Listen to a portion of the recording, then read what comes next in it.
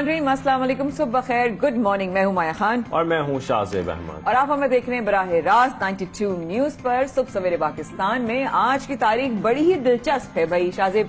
क्या वजह है इसकी? आज की तारीख है 22/10/2022 है ना, लेकिन बीच में 22 नहीं ना आ रहा। हाँ, बीच में कोई भी 22 महीने बीच में वैसे भी नहीं कोई आना चाहिए।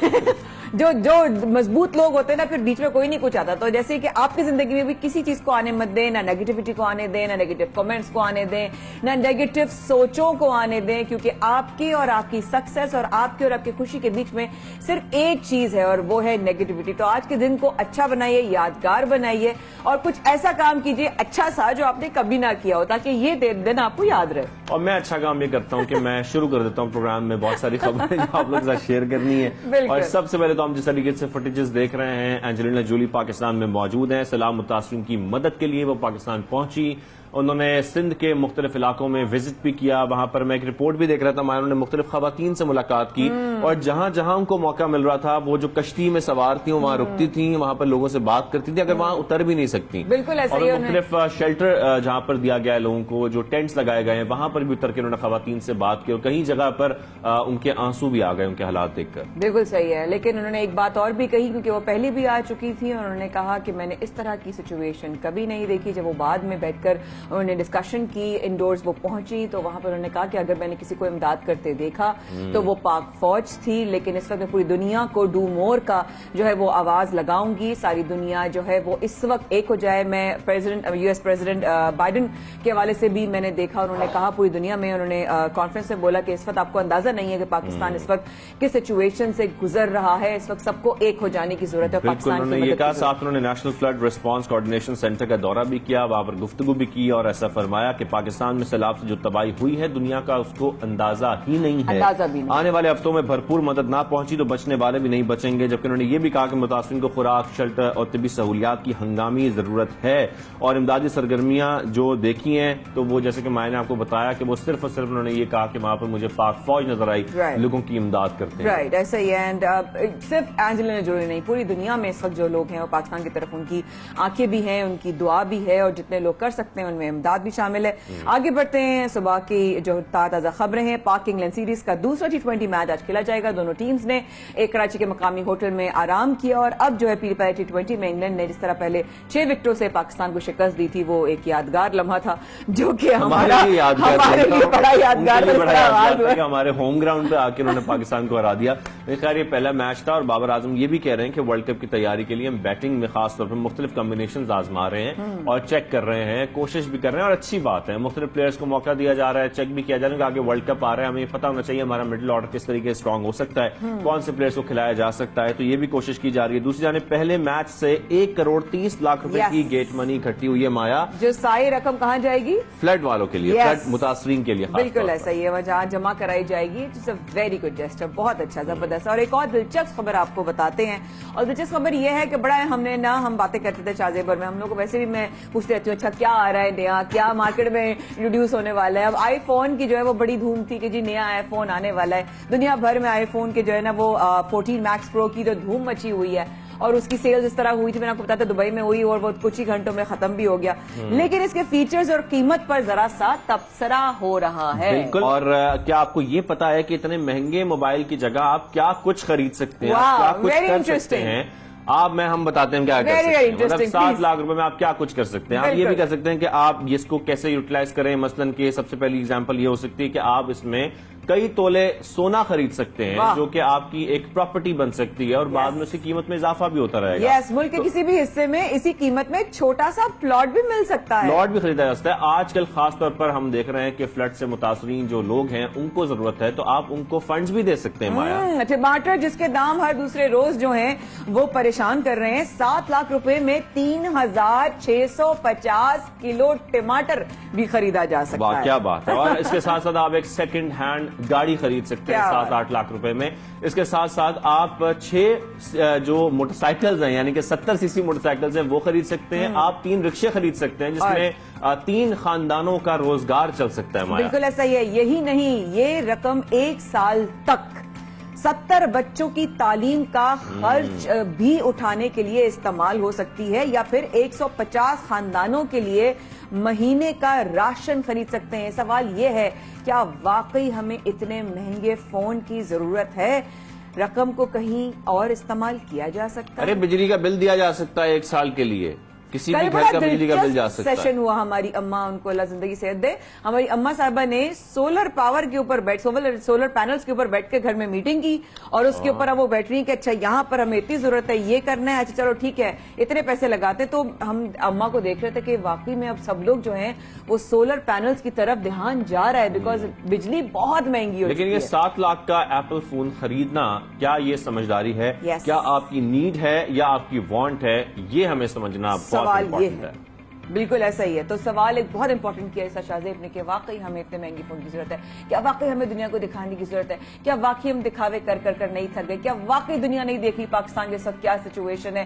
تو اب آگے بڑھتے ہیں اس سچویشن کو لے کر جو اور بھی پاکستان میں اس وقت بڑی گرما گرمی چل رہی ہے، اور وہ ہے پاکستانی سیاست. بالکل، اور خاص طور پر اسلام آباد ایک بار پھر توجہ کا مرکز بنا ہوا ہے کیونکہ توہین عدالت کیس میں سابق وزیر اعظم عمران خان صاحب پر آج فرد جرم عائد کرنے کے لیے اسلام آباد ہائی کورٹ میں سماعت ہوگی، جبکہ دوسری طرف سابق وزیر داخلہ شیخ رشید اہم پیش گوئیاں کر رہے ہیں، جیسے ماضی میں بھی وہ کرتے رہے ہیں. انہوں نے یہ کہا کہ الیکشن میں جانا ہے یا بند گلی میں، یہ فیصلہ ہونے والا ہے عنقریب. وقت آنے پر صوبائی اسمبلیاں توڑی جا سکتی ہیں.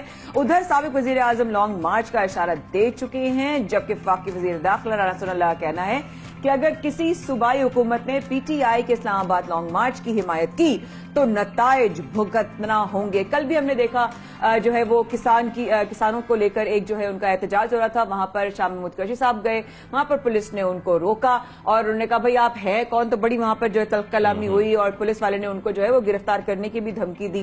اس طرح کے بھی معاملات ہیں. جیسے شاہ زیب نے کہا نا، اسلام آباد ایک پھر جو ہے نا وہ توجہ کا مرکز بن چکا ہے، سیاست کا مرکز بن گیا ہے، توجہ کا مرکز بھی بن گیا ہے. اور جس طریقے سے ہم دیکھ رہے ہیں عمران خان صاحب نے مختلف جلسے بھی کیے ہیں، مختلف شہروں میں پاور شوز بھی کیے ہیں، اور اب وہ یہ بھی کہہ رہے ہیں کہ میں کسی بھی وقت کال دے سکتا ہوں احتجاج کی. آج صبح کی خبر ہے یہ شاہ زیب، موسٹ پرابلی سیٹرڈے سے جو ہے وہ آغاز ہو جائے گا اس موومنٹ کا. لیکن عمران خان صاحب نے کہا میری کال کا انتظار کریں. بہرحال اسلام آباد میں اسی حوالے سے جو سیکیورٹی ہے وہ انتہائی سخت ہو چکی ہے، اور معاملات اوبیسلی جب اس طرح کے ہوتے ہیں تو عوام اکٹھے ہوتے ہیں. جب عوام آتی ہے تو ظاہر ہے پھر اس میں رسک بھی آ جاتا ہے، اس کے سیکیورٹی رسک بھی ہوتا ہے، فیکٹر بھی ہوتا ہے، تو دیکھنا ہوتا ہے. لیکن ساتھ میں جس طریقے سے ابھی ہم نے دیکھا ملکہ برطانیہ دوم کا جو ہے وہ جس طرح فیونرل ہوا تھا، اس میں پوری دنیا کے جو ہے بڑے لیڈرز موجود تھے، اس کے بعد جو ہے سیکیورٹی سخت ہو گئی تھی. تو خیر اب اسلام آباد کی جو گہما گہمی ہے اس کے حوالے سے ہم عمران خان صاحب نے اپنے جلسوں میں یہ بھی بات کی خاص طور پر کہ پاکستان جس طریقے سے ورلڈ بینک اور آئی ایم ایف میں پھنس چکا ہے، اس سے ہم آپ کو نکالیں گے اور ہم پاکستان کو اس دلدل سے بھی نکالیں گے. لیکن خیر یہ سارے معاملات ہیں. آج خاص طور پر اہم سماعت بھی ہونے جا رہی ہے. اس پر مزید بات کرنے کے لیے ہمیں جوائن کیا ہے سابق وزیر داخلہ شیخ رشید صاحب نے. شیخ صاحب کو خوش آمدید کہیں گے پاکستان میں.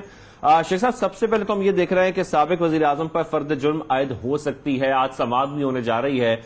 اس کے بعد جو پارٹی ہے اس کا کیا رسپانس ہوگا اس کے اوپر؟ دیکھیں خان صاحب نے کل یہ کہا کہ وہ پروسیس شروع کرنے لگے ہیں احتجاج کا ہفتے کے روز سے، اور مجھے امید ہے کہ انشاءاللہ عدلیہ جو ہے وہ بہت ذمہ دار ہے، اور پاکستان کی عدلیہ نے بہت ہی پسند اور ناپسند سے ہٹ کر اہم اور دانشورانہ فیصلے دیے، اور یہاں بھی اچھے فیصلے آئے گے انشاءاللہ. اور باقی اسلام آباد جو چھوٹی جیل والوں تھے انہوں نے 25 سے 27 کلومیٹر کو بڑی جیل میں تبدیل کر دیا. سارے اسلام آباد بھی قیدی ہو گئے اسلام آباد کے رہائشی، اور 2 کروڑ لوگ خطے غربت سے مزید نیچے چلے گئے ہیں. 1 ارب روپیہ روز پٹرول میں، 2 ارب روپیہ 199 2 ارب روپیہ روزانہ پٹرول میں نفع اپنے جیب میں ڈال رہے ہیں. پہلے قومی خزانے کو لوٹ ڈاکہ ڈالتے تھے، اب غریب کی جیب میں ڈاکہ ڈال رہے ہیں. اب پٹرول پر روزانہ 2 بلین کی حکومت کے خزانے میں نفع جمع ہو رہا ہے. ساری دنیا میں پٹرول اور آڈیبل آئل سستا ہے، پاکستان میں دنیا کا سب سے مہنگا ہے. بہرحال ان کو لوگوں کی فکر نہیں ہے جو ان کو لائے ہیں یا جو جن کے ذریعے یہ آئے ہیں، ساری ذمہ داریاں ان پر ہیں. یہ تو ایسی فوٹو سیشن کے لیے آئے، فوٹو سیشن کروا رہے ہیں. فوٹو پانی یہ لکشمی چوک میں دیکھتے ہیں تو بوٹ پہن لیتے ہیں، یہ تو تالاب کا پانی. اور پاکستان کے معاملات اور حالات اقتصادی انتہائی نازک ہیں. ساری دنیا مدد کے لیے بھی آ جائے پھر بھی یہاں جو معاملات ہیں کافی بگڑے ہیں کیونکہ سیاسی عدم استحکام ہے, اور سیاسی عدم استحکام جب ہو کوئی استحکام مزید نہیں آ سکتا.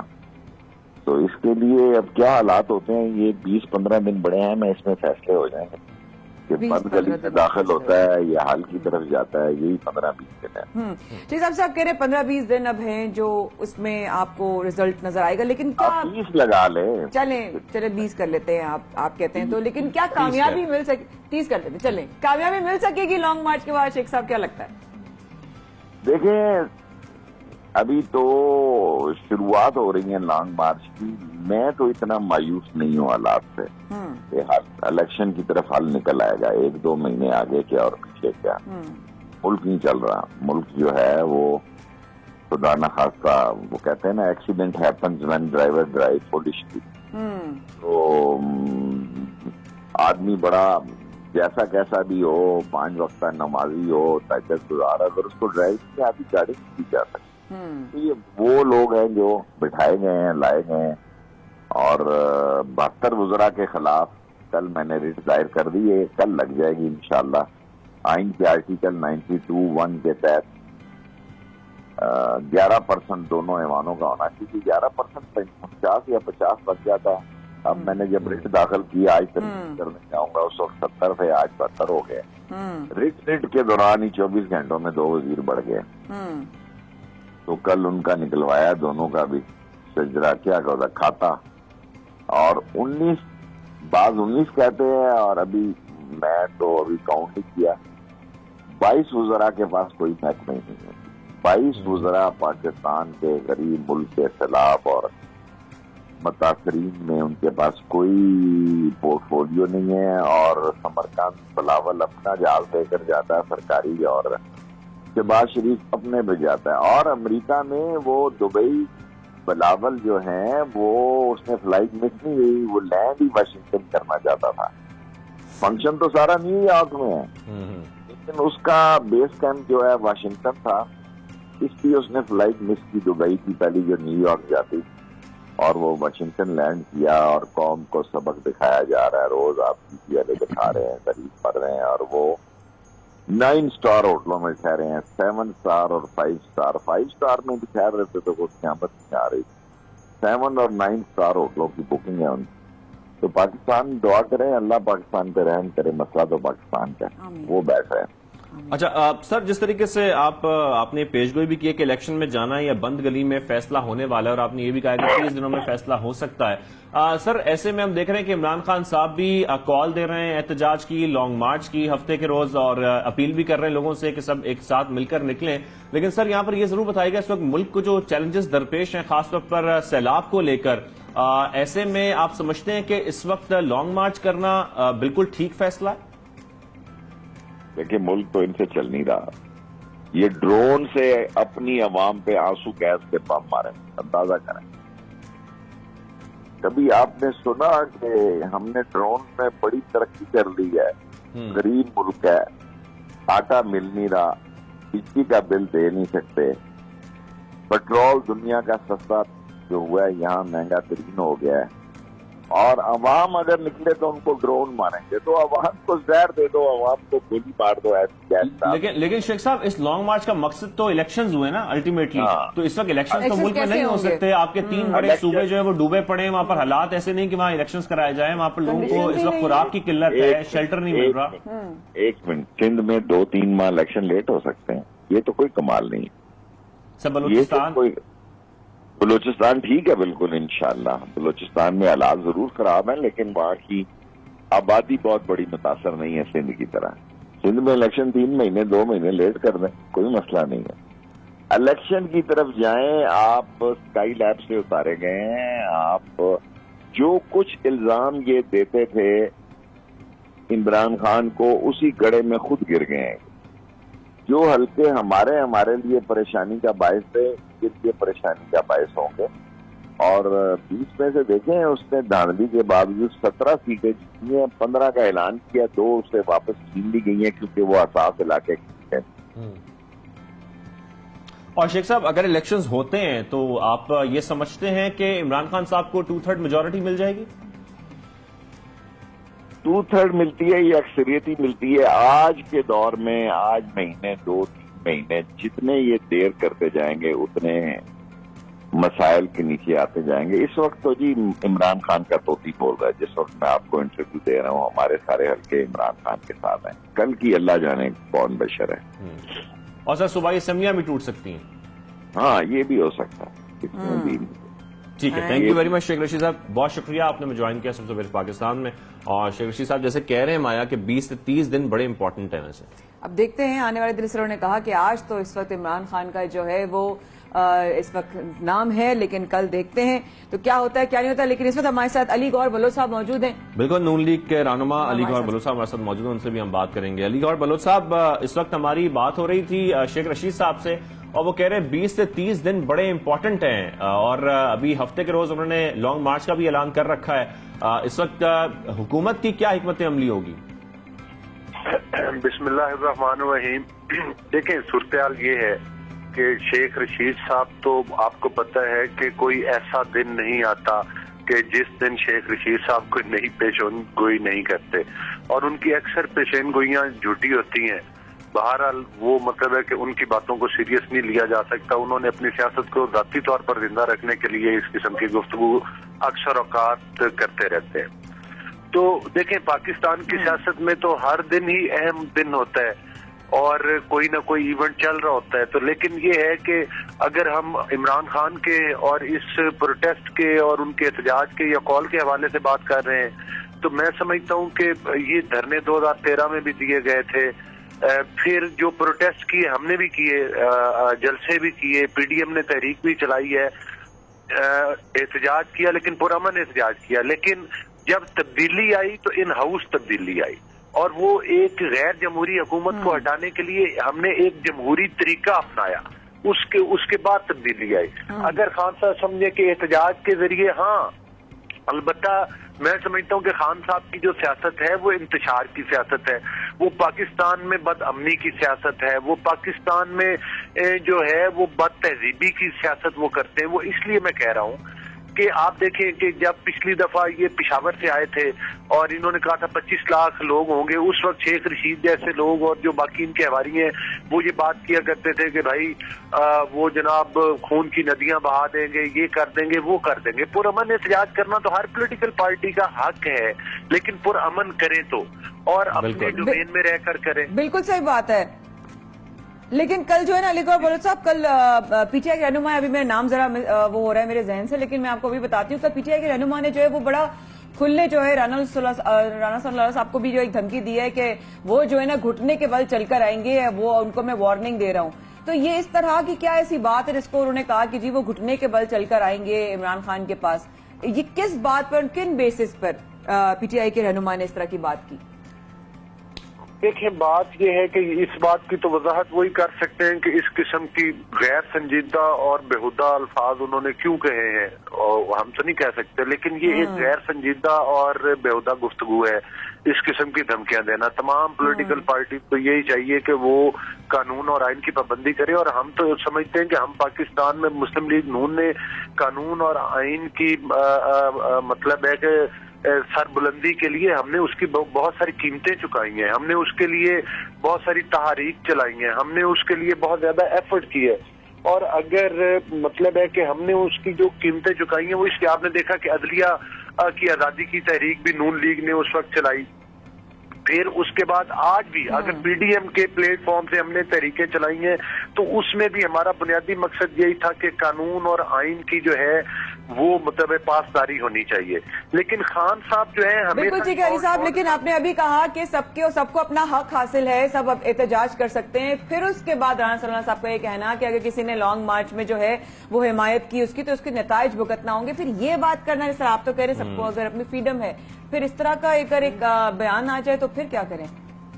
نہیں دیکھیں، میں اسی چیز کی تو میں آپ سے وضاحت کر رہا ہوں مایا کہ جو پرامن احتجاج کرنا تو ہر کسی کا حق ہے. جب خان صاحب نے ابھی چلے ماضی قریب کی بات کر لیتے، ان چیزوں کا ذکر نہیں کرتے جب پی ٹی وی پر حملہ کیا گیا تھا، جب سپریم کورٹ کے 7 कब्रें खोदी गई थी, जब सिविल नाफरमानी की तहरीक का ऐलान किया गया था, उन चीजों का जिक्र ना भी करें। लेकिन माजी ये करीब में क्या हुआ कि अभी जब ये इन्होंने कहा 25 लाख बंदे लेकर, 25 लाख तो ना ला सके, 25 शर्त पसंद लेकर आए जिन्होंने ग्रीन बेल्ट्स में आग लगाई, अमलाक को नुकसान पहुंचाया और सुप्रीम कोर्ट ऑफ पाकिस्तान के हिदायत की, उनके फैसले की वायलेशन की, वो भी तौहीन अदालत की। अब अदालत तो ऑलरेडी कह चुकी है कि खान साहब को 3-4 तौहीन अदालतें ऑलरेडी माफ कर चुके हैं। तो इसका मतलब है कि खान साहब, असल बात ये माया कि खान साहब किसी पाकिस्तान के कानून और आइन को नहीं तस्लीम करते। वो कहते हैं बाई हुक और क्रोक, चाहे डब्बे चोरी करके, चाहे वोट चुरा के, चाहे इंतशार फैला के, इक्तदार की मसनद पर सिर्फ और सिर्फ वही बर्जमान रहे, मीडिया उनकी जुबान बोले, अदालतें उनकी जुबान बोले, जो मतलब है कि जितने भी टीयर हैं इसके हमारी जमहूरियत के, वो सारे उनकी जुबान बोले। तो ये तो एक नाकाबिले बर्दाश्त पॉलिसी है उनकी। मैं नहीं समझता कि इस तरह से पाकिस्तान चल सकता है। उनको अपना जो हिटलरिज्म है उसमें उनको फ्लेक्सिबिलिटी दिखानी होगी, अपने आप को और अपनी पार्टी को पाकिस्तान के कानून और आइन के ताबे करना होगा। अच्छा अली गौहर बलोच साहब, तरीकाकार यही होता है कि कोई भी जमात अगर लॉन्ग मार्च करने जा रही होती है तो उनके कुछ मुतालबात होते हैं। क्या उन्होंने आपके सामने, यानी कि हुकूमत के सामने, कोई मुतालबात रखे हैं या कोई बातचीत करने की कोशिश की है ऑफिशियली? और अगर नहीं किया तो फिर जो लॉन्ग मार्च करने वो जा रहे हैं उस पर फिर हुकूमत का क्या रिएक्शन होगा? आप लोग किस तरीके से हैंडल करेंगे सिचुएशन? देखें, मैं एक बड़ी सादा सी बात है, देखें हमारे जो मतलब है कि सुनने वाले होते हैं, जो मुझे और आपको सुनते हैं, लाखों करोड़ों की तादाद में लोग होते हैं, सारी ये आपके जरिए आवाज पहुंच रही होती है सबकी, मीडिया के जरिए और आप दोस्तों। देखिए गुजारिश ये है कि जो हमारे अवाम है ना, वो सादा अल्फाज में और सादा जबान में बात जो है ना, वो ज्यादा उनको समझ आती है। और अल्लाह ताला ने कुरान पाक में भी जो मिसालें दी हैं वो बड़ी सादगी के साथ दी हैं। उन्होंने कोई पेचीदा और मतलब है कि इस किस्म की गुफ्तगू नहीं है कि जिससे कि आम बंदे के फहम में ना आ सके या वो समझ ना सके। गुजारिश करने का मकसद ये है कि कोई भी पॉलिटिकल पार्टी आए, वो अगर जब पेशावर से खान साहब आए तो सुप्रीम कोर्ट ने कहा कि आपने फलां जगह से आगे नहीं आना। खान साहब के लोग आगे आए, उन्होंने आकर आग भी लगाई। अगर उस वक्त उनको ना रोका जाता तो वो डी चौक के अंदर भी दाखिल होते और इधर भी इंतशार फैलाते, और आगे सुप्रीम कोर्ट ऑफ पाकिस्तान था, आगे नेशनल असेंबली थी, आगे सारे प्रेसिडेंसी थी, आगे ये इदारे। तो मकसद ये हमने भी तहरीक आगे इदारे। अली गौहर साहब, मुख्तसरन आपकी बात करते हुए इसका जवाब दे दीजिए। पीडीएम को लेके कल रात को भी बयान आया है कि पीडीएम आखिरी सांसें ले रही है, बस इसके ऊपर जरा सा अपना एक हल्का सा बयान दे दीजिए जी मुख्तसरन। देखें जी, ये तो नविश्ता दीवार है कि अल्लाह ताला के फजल करम के साथ खान साहब की इंतशार की सियासत जो है ना, वो अब पाकिस्तान में नहीं चलेगी। अब कहने की हद तक सारी पॉलिटिकल पार्टीज कहते रहते हैं, मैं ये नहीं कहता कि पीटीआई खत्म, अब इंतशार की सियासत पाकिस्तान में नहीं चलेगी। अब उसकी गुंजाइश नहीं है कि आप जो है मतलब है कि वो वोट के जरिए नहीं, अपने बैलेट के जरिए, बुलेट के जरिए आने की कोशिश ना करें। हम तो खुद चाहते हैं कि लेवल प्लेइंग फील्ड में तमाम पार्टीज आए। और खान साहब ने हमेशा, देखे ना, इनके शौकत तरीन के बयानात नहीं सुने पूरे पाकिस्तान ने, अपने वज़राए खजाना को क्या किस किस्म कह रहे हैं। आज जब लोग सैलाब में घिरे हुए हैं, सैलाब की तबाहकारियां छाई हुई हैं, खान साहब क्या सियासत कर रहे हैं? बैनुल अक़वामी दुनिया को मैसेज दे रहे हैं कि जनाब हुकूमत को पैसा न दें और फलां को, पाकिस्तान को पैसा न दें कि ये जनाब करप्ट लोग हैं। इसका मतलब है कि आप पाकिस्तान के अवाम की मुखालफत कर रहे हैं, आप उन सैलाबज़दा लोगों की मुखालफत कर रहे हैं। तो ये रवैये भी दो, ठीक है। लेवल प्लेइंग फील्ड में सब जमातें होनी चाहिए। अली गौहर बलोच साहब, थैंक यू वेरी मच, बहुत शुक्रिया आपने में ज्वाइन किया सबसे पहले पाकिस्तान में। और ये वो सब कुछ है जो सियासत में इस वक्त चल रहा है, लेकिन यहाँ पर ये चल रहा है कि हमें ब्रेक की तरफ जाने में आया।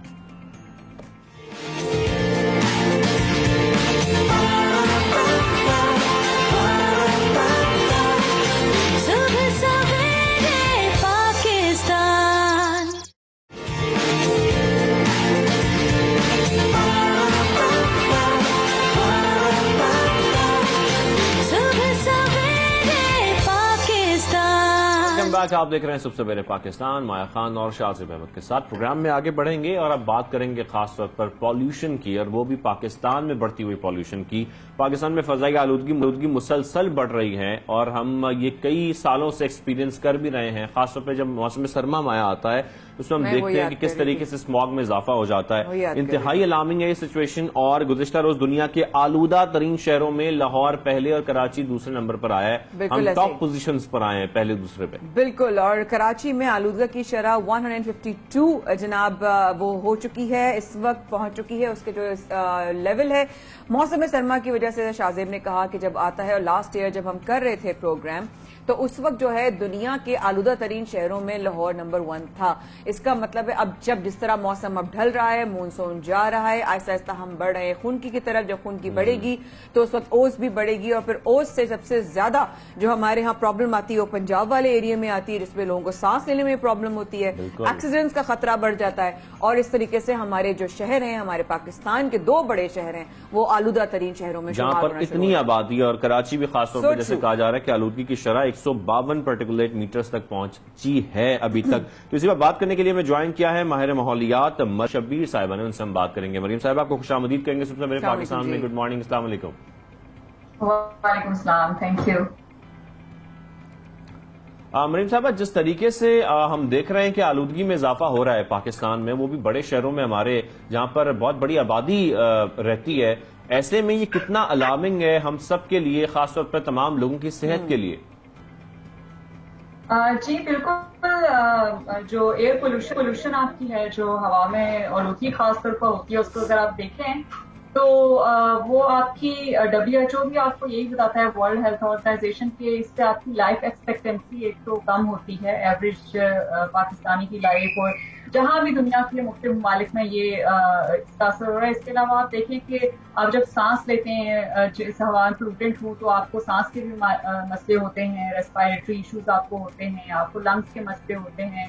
खासतौर पर जो सेंसिटिव ग्रुप्स हैं, जो खवातीन हैं, बच्चे होते हैं, इवन जो बूढ़े होते हैं, उनको काफी ज्यादा उनकी सेहत को नुकसानात होते हैं। और कोविड-19 को देखें तो अभी पूरी तरह नहीं हुए हैं, तो कोविड-19 में भी वो एयर में अगर पोल्यूटेंट्स की हैं तो वो मजीद फिर सिविरिटी और सेंसिटिविटी जो है वो आपकी बढ़ जाती है। तो ये इश्यूज ऑफ कोर्स सारे के सारे सेहत से जो है वो आपका इम्पैक्ट काफी ज्यादा होता है पोल्यूशन की वजह से। राइट। अच्छा मनीष साहब, इस तरीके से मौसम सरमा की तरफ हम बढ़ रहे हैं। मौसम सरमा जो है ना, अक्सर फसलें जलाई जाती हैं, लेकिन इस दफा तो पता ही नहीं कि क्या फसलों की सिचुएशन होगी। जाहिर है इस वक्त हम बहुत बड़े ट्रॉमा से गुजर रहे हैं, लेकिन अगर उसको भी देखा जाए तो स्मोक की सूरत हाल की जो बायस बनती है, जो रीजंस बनते हैं, वो ये होते हैं। इस दफा आने वाले जो मौसम है उसमें किस तरीके से, कितनी चैलेंजेस, कितनी मुश्किलात का सामना पड़ सकता है अकॉर्डिंग टू यू? जी बिल्कुल, अनफॉर्चुनेटली सैलाब की वजह से काफी ज्यादा आपकी जो फसलें हैं वो मुतासिर हुई हैं, लेकिन काफी इलाके खासतौर पे आपके पंजाब में हैं और बाकी मुल्क के कुछ हिस्सों में हैं जो आपके अल्हम्दुलिल्लाह बच भी गए हैं सैलाब से। तो मेथड हमारे पास जो है, जो हमारे किसान हैं उनके पास वही पुराना होता है कि जब नई फसल उन्हें काश्त करनी है और पुरानी जब काट ली है और नए बीज बोना है, तो उससे पहले उनने वो जो स्टबल होता है, जो कि वो बाकी नीचे रह जाता है जड़ में, उसको वो जल्दी में वो करने के लिए, क्योंकि उनके पास टाइम नहीं होता, तो वो उसको जलाते हैं। तो अभी तक तो जाहिर है जब वो जलाते हैं तो आपका जो टेम्परेचर ड्रॉप होता है, तो आपके स्मॉग के इम्पैक्ट जो है वो फिर आपको ज्यादा नजर आने लगते हैं, क्योंकि वो हवा में सस्पेंडेड आपके पार्टिकल्स पोल्यूशन के भी आ जाते हैं, टेम्परेचर ड्रॉप होता है उसके भी आ जाते हैं, धुआं भी आपका होता है। तो ये सारे आपका जो है वो मिलकर स्मॉग का इम्पैक्ट बढ़ा देते हैं। अदरवाइज आपको पूरे साल भर जो है वो आपका इम्पैक्ट, तो स्मॉग आपकी साल भर रहती है, लेकिन टेम्परेचर चूंकि ड्रॉप होता है तो वो इन दिनों ज्यादा बढ़ जाता है। चूंकि फार्मर्स भी कुछ परसेंटेज में जला रहे होते हैं तो वो अपनी जगह रहता है। लेकिन आप देखें कि जो एनवायरमेंटल प्रोटेक्शन एजेंसी है और जो PDM है, उन्होंने आपको मालूम होगा कि 144 दफा जो है वो पंजाब में नाफिज कर दी है कि कोई भी किसान अगर जलाएगा तो वो उस पर फाइन्स इम्पोज करेंगे। मेरा ख्याल है कि जिस सिचुएशन से पूरा मुल्क गुजर रहा है, ऐसे में अगर गरीब के ऊपर मजीद अगर हम इस तरह के इक़दामात ना करें इमरजेंसी वाले, तो उसके लिए वो ज्यादा फायदा मंद होगा। पहले ही काफी लोगों का नुकसान हो चुका है। लेकिन दूसरी तरफ अगर आप देखें لیکن مریم صاحبہ یہاں پر یہ ضرور بتائیے گا، جس طریقے سے ہم یہ دیکھ رہے ہیں کہ پاکستان میں خاص طور پر لاہور پہلے نمبر پر آ جانا، مطلب دنیا بھر میں وہ شہر جو پہلے نمبر پر آ گئے آلودگی میں، فضائی آلودگی میں 152 پارٹیکولیٹ میٹرز تک پہنچی ہے کراچی میں جو شرح آلودگی کی، اس کی بنیادی وجوہات کیا ہیں اب تک؟ کیونکہ ہم دیکھ رہے ہیں کہ حالیہ ہم نے بارشیں بھی دیکھی ہیں اور بارشوں کے بعد یہ ایکسپیکٹ کیا جاتا ہے کہ جو ایئر پولوشن ہے اس میں کچھ کمی آئے گی، تو آپ کیا سمجھتی ہیں کہ اس کے باوجود ہمارے جو یہ دو شہر ہیں یہ سب سے زیادہ پولیوٹڈ کیوں ہیں؟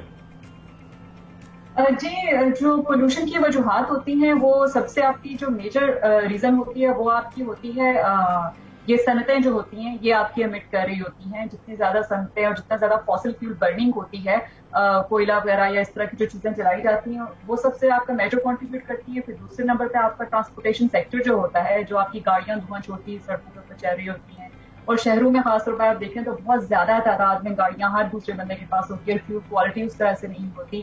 تیسرے نمبر پہ آپ کے انرجی کنزمپشن شہروں میں جو ہے وہ کافی بے ہنگم ہوتی ہے، اس سے کافی زیادہ امیشنز ہوتے ہیں آپ کے. اور چوتھے نمبر پہ جو بات نہیں کی جاتی زیادہ تر اور ڈسکس نہیں کیا جاتا، جو بہت بڑا فیکٹر ہوتا ہے، وہ آپ جو کوڑا جلاتے ہیں اس کے امیشنز بھی آپ کے ہوا میں جا رہے ہوتے ہیں.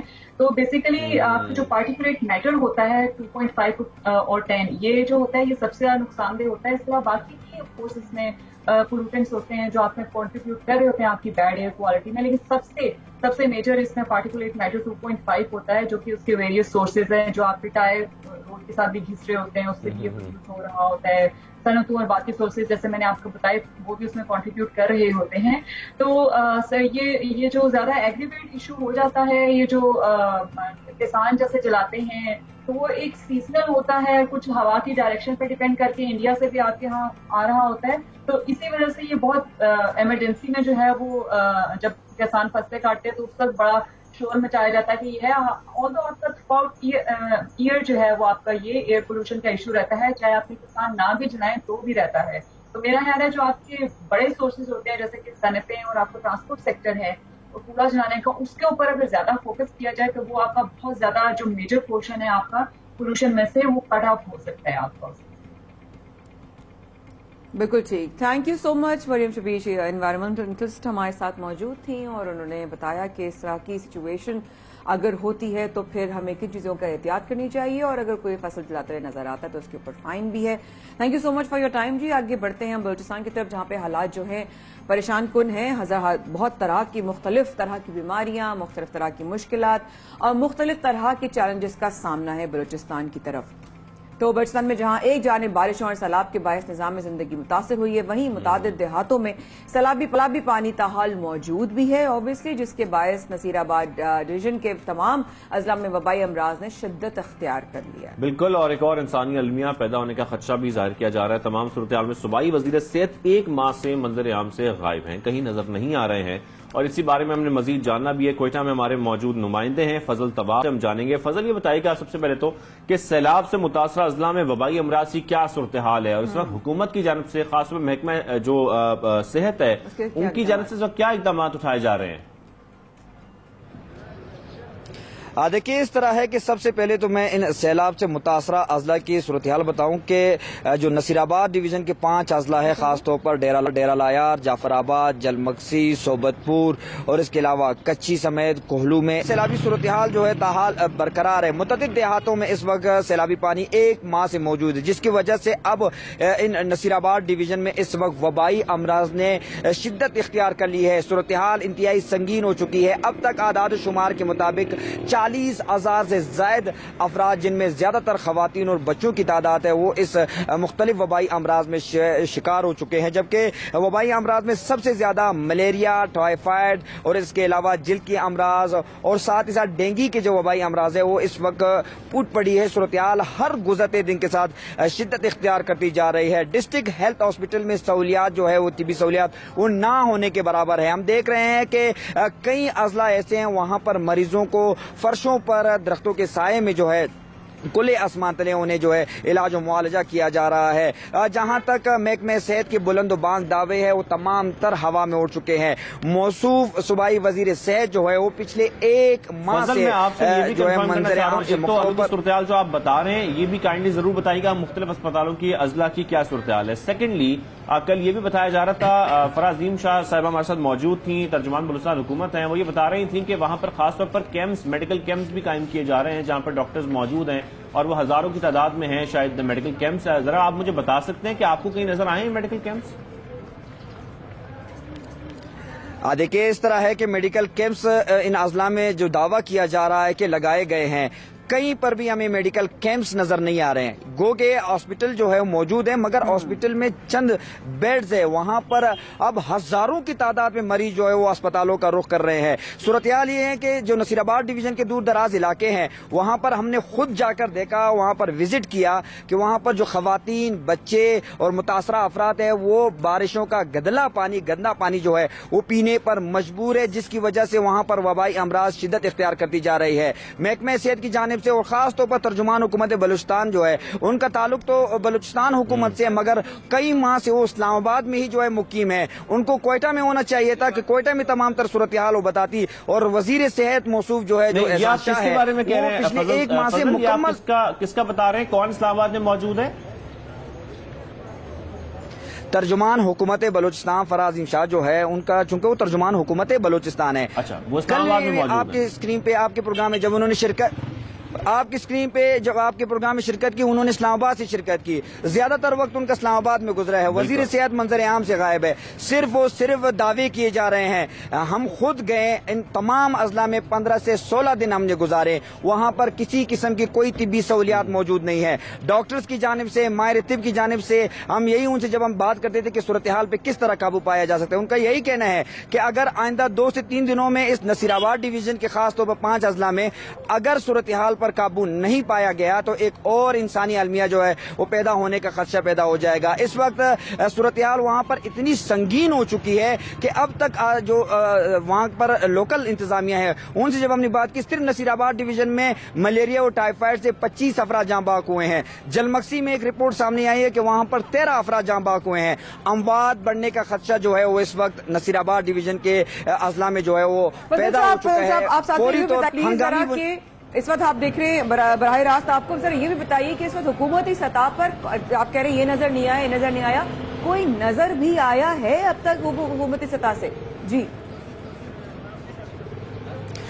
دیکھیے اس طرح ہے کہ پہلے دنوں میں تو ہم نے دیکھا کہ گو کے امدادی سرگرمیاں حکومت بلوچستان کی جانب سے شروع کی گئی۔ بالکل ایک شخص ایسے ہیں جن کا تعلق محکمہ پی ڈی ایم اے کے وزارت سے ہے، ان کا نام ہے میر ضیاء لانگو۔ وہ نظر آئے، وہ ہمیں اپڈیٹ دیتے رہے کہ اس وقت ان اضلاع کی یہ صورتحال ہے ڈیزاسٹر کے حوالے سے، مگر دیگر محکمہ اریگیشن کہاں ہے، محکمہ بلدیات کہاں ہے، محکمہ صحت کہاں ہے، جن کی ذمہ داری بنتی ہے کہ ان اضلاع میں فوری طور پر اقدامات اٹھائے جاتے ہیں۔ پانی کی انخلاء کے حوالے سے بھی ہم نے کئی مرتبہ جو ہے اپیل آپ کے پروگرام سے کی ہے کہ ان پانی کے انخلاء کے حوالے سے جو ہے کوئی اقدامات اٹھائے جائے۔ اس وقت ایک الارمنگ صورتحال یہ بھی ہے کہ ایک ماہ سے پانی وہاں پر کھڑا ہے، جمع ہے، وہ پانی کا کلر ابھی تبدیل ہو رہا ہے، مچھروں کی بونتات ہے، اور اس کے علاوہ سانپ ڈسنے کے واقعات جو ہے وہ بڑھتے جا رہے ہیں۔ بدقسمتی سے ان ڈسٹرکٹ ہاسپٹلز میں خاص طور پر ڈیرہ لایار، جعفر آباد، جلمکسی کے مسائل اگر دیکھے جائے تو اس وقت مسائل زیادہ ہیں اور مسئلے کا حل نکالنے والے وہاں موجود نہیں ہیں۔ ٹھیک ہے، تھینک یو سو مچ۔ نمائندہ 92 نیوز فضل تواب صاحب ہمارے ساتھ موجود تھے، اور کوئٹہ آپ کو لے کے چلتے ہیں بلوچستان میں وبائی امراض کے حوالے سے۔ اس طرح بھی آپ نے دیکھا چیئرمین ینگ ڈاکٹرز ڈاکٹر بہار شاہ بھی ہمیں جوائن کریں گے۔ ڈاکٹر صاحب یہ بتائیں، سب سے پہلے تو بہت شکریہ پروگرام میں شامل ہونے کے لیے۔ بلوچستان میں وبائی امراض کے پھیلاؤ سے متعلق جو صورتحال ابھی ہمارے نمائندہ 92 نیوز نے ہم سے شیئر کی، آپ بتائیے اس وقت کیا صورتحال ہے اور کتنی صداقت ہے اس وقت، کیونکہ وہ آن گراؤنڈ موجود ہیں، ریالٹی انہوں نے ہمارے ساتھ شیئر کی ہے۔ امراض سے اس وقت کس طرح کا چیلنج ہے؟ جی بسم اللہ الرحمن الرحیم۔ اس وقت جو سب سے زیادہ افیکٹڈ ایریاز ہے بلوچستان کے اندر، ان میں جو ٹاپ لیول پہ ہے نصیر آباد، جعفر پورا نصیر آباد ڈویژن ہے.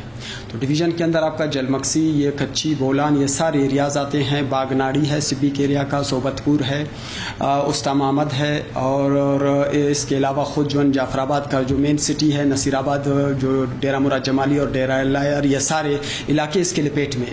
اس کی سب سے جو مین وجہ ہے، جو آلریڈی جب ہم پہلی دفعہ وہاں گئے تھے تو اس وقت ہم نے گورنمنٹ کو بتا دیا تھا کہ یہ جو واٹر، وہ جو اسٹیگنٹ واٹر وہاں پہ جو رکا ہوا پانی ہے، اس کی وجہ سے یہ امراض جنم لے رہی ہیں. تو کیونکہ وہاں پہ جو ہے نا مچھروں کا آنا، وہاں جمع ہو جانا، اور اس پانی کے اندر جو ہے نا گندگی کا آنا ہے، اور ڈفرینٹ جراثیمس کا ان کے اندر جو جتنے بھی جراثیم اس کے اندر آ کے پل پھول رہے ہیں، تو اس سے، اور لوگ وہی پانی استعمال کر رہے ہیں، تو اس سے یہ بیماریاں پھیل سکتی. ان میں ٹاپ پریارٹی ملیریا ہے. آج سے کوئی 2 ویکس بیک جب ہم نے وزٹ کیا تو اس وقت نیولی آؤٹ بریک ہو چکا تھا، اور ہم نے اسی وقت آئیڈینٹیفائی کیا کہ ملیریا کا آؤٹ بریک ہو چکا تھا. لیکن تاحال کل بھی ہم نے بتایا کہ بھائی ملیریا کا آؤٹ بریک آفیشل اس پہ ڈکلیئر کر دیا جائے، لیکن تاحال انہوں نے ابھی تک ڈکلیئر نہیں کیا آفیشلی کہ بھائی ملیریا کا آؤٹ بریک ہو چکا ہے. اب تو ملیریا سے اموات آنی شروع ہو گئی، اور ایک میسو پیمانے پہ آ رہی ہیں. میں پہلے بھی بتا چکا تھا گورنمنٹ کو، اور آج بھی بتا رہا ہوں کہ جو DHQ ہاسپٹلز ہیں، چاہے جعفر آباد کا ہے یا نصیر آباد کا ہے، ان کے اندر یہ کیپیسٹی نہیں ہے وہ کوپ کر سکے اس آؤٹ بریک کو. تو لہٰذا آپ لوگوں نے ایک بڑے پیمانے کے اوپر فیلڈ ہاسپٹلز قائم کرنے ہیں. جتنے بھی انسانی حقوق کی تنظیمیں ہیں وہ سب ہر کوئی اپنا اس وقت فیلڈ ہاسپٹل لگا لے، یا تو جو ہے نا اجتماعی طور پر فیلڈ ہاسپٹلز قائم کیے جائیں، اور جتنے بھی NGOز وہاں کام کر رہی ہیں ان سب کو چاہیے اس وقت. اس دن بھی میں نے کہا تھا کہ پروفائلیکسس سٹارٹ کیا جائے. پروفائلیکسس سے کہتے ہیں جو نارمل پاپولیشن ہے اس کو اینٹی ملیریل دوائی قائم کرنے چاہیے، جیسا کہ آپ بتا رہے ہیں. اور کل جب ہم بات کر رہے تھے ترجمان بلوچستان حکومت سے تو ہمیں یہ لگ رہا تھا کہ شاید واقعی بہت سارے میڈیکل کیمپس لگ رہے ہیں، لیکن آپ کی باتوں سے اور ہمارے نمائندے کی باتوں سے مجھے کچھ نہیں لگ رہا کہ وہاں پہ کسی قسم کا کام ہو رہا ہے. ڈاکٹر صاحب یہ ضرور بتائے گا، ایک ماہ صورتحال اتنی گمبھیر ہے اور حکومتی اقدامات آپ لوگوں کے مطابق کہیں نظر نہیں آ رہے، ایسے میں بتائے گا وزیر صحت نے اب تک کیا اقدامات لیے یا کچھ اقدامات لیے ہیں صحت کے حوالے سے بلوچستان میں؟ محکمہ صحت ہو یا جو بھی کوئی ادارہ ہو، اس وقت مسئلہ یہ ہے کہ جب شروع میں ہم گئے تو ہمیں بتایا گیا کہ راستے بند ہے، اس وجہ سے میڈیسن پہنچ نہیں سکتی. تو اس وقت مجھے شرمندگی اس بات پہ ہوئی کہ ہیلی پیڈ کے ذریعے سے وہاں پہ ایک ڈسٹرکٹ ہاسپٹل کو 80,000 کا اور دوسرے ڈسٹرکٹ ہاسپٹل کو 87,000 کا میڈیسن پہنچایا گیا، جبکہ اس ہیلی پیڈ کا آنے جانے کا کرایہ کوئی 10 سے 15 لاکھ ہوگا. تو میں نے کہا کہ تو پھر جب اس کے ذریعے میڈیسن بھجوانی ہی تھی تو ایک میسو پیمانے پہ بھجوائی جاتی تو بہت اچھا ہوتا. بالکل آپ کی بات ادھر میں ایگری کرتا ہوں، وہ میڈیسنز کی شارٹیج ہے. اگر اس وقت حکومت نام کی کوئی چیز نہیں ہے، لوگ مجھ پہ برس پڑتے ہیں یا دوست کبھی کہتے ہیں کہ آپ حکومت کو آڑے ہاتھوں لیتے، تو میں کیا کروں. اس وقت مصیبت یہ ہے کہ جب ملیریا پھیل چکی ہے اور مختلف بیماریاں ہیں، اس وقت بازار کے اندر ساری آئٹم جو جتنے بھی دوائیاں ہیں وہ مارکیٹ سے شارٹ ہے. سمپل پیناڈال کی گولی ہے جو بخار میں مریض کو دی جاتی ہے، یا جو لوگ بے ہوشی کی حالت میں آتے ہیں یا وہ منہ سے دوائیاں نہیں لے سکتے ہیں تو ان کے لیے انجیکٹیبل ضرورت ہوتی ہے. آج آپ کا جو پیناڈال ہے انجیکٹیبل اور اورل فارم میں مارکیٹ سے گم ہے. تو حکومت کہاں پہ ہے اس وقت؟ یہ تو CM کی ذمہ داری ہوتی ہے کہ وہ آ کے، اور جتنے بھی پارلیمنٹیرینز بیٹھے ہوئے ہیں ان سب کی ذمہ داری ہے کہ وہ آ کے ان کے خلاف کارروائی کریں. اور اوپر سے تو محکمہ صحت کا، وزیر صحت کو چاہیے کہ وہ خود آ کے ان لوگوں کے خلاف کارروائی کرے اور سامنے آ کے جو بھی ذخیرہ اندوزی کر رہے ہیں، جو مارکیٹ سے دوائیوں کو لے کے یا مہنگے بلیک مارکیٹ میں مہنگے داموں بیچ رہے ہیں، ان کے خلاف کارروائی کی جائے. تو اگر نہیں کی جا رہی ہے تو ظاہر ہے پھر ہم حکومت میں برس پڑیں گے. حکومت میں نہیں برسیں گے تو کس سے بات کریں گے؟ انسانی حقوق کی تنظیمیں جو اپنا، ان سے جتنا ہو سکتا ہے ان سے ہم ڈیمانڈ نہیں کر سکتے مزید، یا ان سے ہم گلا شکوہ نہیں کر سکتے، نہ ان کو کسی نے ووٹ دیا، وہ اپنی بساط کے مطابق کر رہی ہیں. اب مسئلہ یہ ہے کہ ہمارے ڈسٹرکٹ ہاسپٹلز کے اندر کیپیسٹی کم ہے. میں کل بھی بتا چکا ہوں کہ وہاں پہ ڈاکٹرز کی شارٹیج ہے، یہ بار بار میں کہتا ہوں. لیکن چیف سیکرٹری بلوچستان اور CM بلوچستان کی سمجھ میں یہ بات پتہ نہیں کیوں نہیں آ رہی ہے کہ ڈاکٹرز کی شارٹیج ہے. ان کو پتہ نہیں کہاں سے کوئی جو ہے نا فالس فگر ملے ہوئے ہیں کہ 8,000 ڈاکٹرز بلوچستان میں ہے. بھائی خدا را अगर 8,000 डॉक्टर आप लेकर आ जाएं तो कल मैं अपना जो है ना रेजिग्नेशन आपको दे दूंगा, आप डॉक्टरी का आप संभाल लो ये सारी फील्ड। तो लिहाजा इस वक्त बलूचिस्तान में डॉक्टर्स की शॉर्टेज है, इसलिए मैं बार बार कहता हूं कोई 800-900 डॉक्टर्स जिनका वॉक-इन इंटरव्यूज हो चुके हैं, जो रेडी है, सिर्फ और सिर्फ सीएम बलूचिस्तान ने साइन करके उसका डॉक्टर्स की जरूरत है। वाकई में बहुत बहुत शुक्रिया डॉक्टर साहब, हमारे साथ है चेयरमैन यंग डॉक्टर एसोसिएशन से डॉक्टर बहार शाह साहब। आपकी परेशानी, आप रेजिग्नेशन ना दें, अगर आप जैसे जिम्मेदारान लोग ही छोड़ देंगे तो पीछे क्या रह जाएगा। प्लीज आप स्टे देयर। हम दुआ भी करते हैं और आवाज भी उठाते हैं कि इस बलूचिस्तान में डॉक्टर्स की शॉर्टेज है और जरूरत है। इस वक्त के बाद रहेगा हमारे साथ, अभी वापस आते हैं।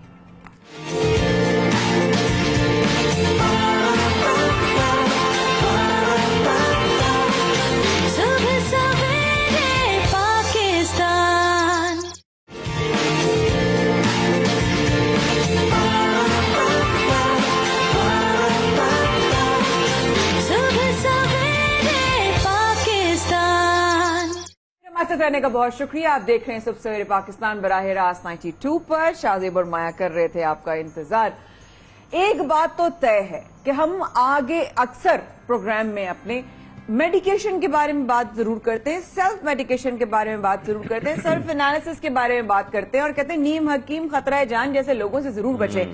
क्यों कहा जाता है सेल्फ मेडिकेशन इंतहाई नुकसानदेह है? खुद ना समझ ले मुझे ये हो रहा है, उसके लिए मुझे ये दवा चाहिए। या शाहजेब मुझे कहे जी मुझे जो है सीधे गाल में दर्द हो रहा है, तो मैं कहती हूँ नहीं शाहजेब मुझे भी सीधे गाल में दर्द हो रहा है, तुम जो दवा दे रहे हो मुझे भी वही दे दो।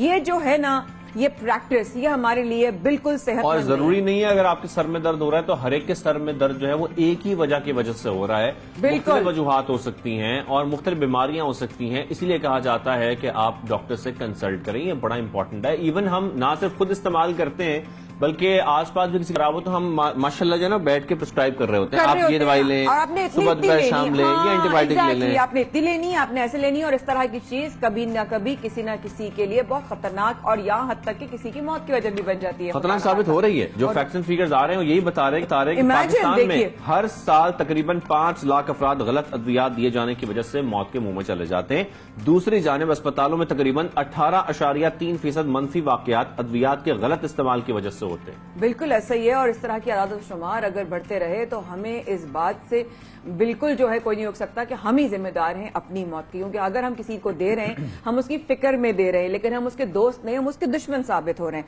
इसी पे मजीद बात करने के लिए हमें ज्वाइन किया है PMA जनरल सेक्रेटरी डॉक्टर कैसर सजाद साहब ने। अस्सलाम वालेकुम डॉक्टर साहब, कैसे हैं आप? खैरियत से? Good morning to you doctor साहब। सबसे पहले तो ये बताएं कि सेमिनार में होने वाले जो इंकशाफात थे उनको आप कैसे देखते हैं? जी बिस्मिल्लाहिर्रहमानिर्रहीम। बहुत शुक्रिया माया।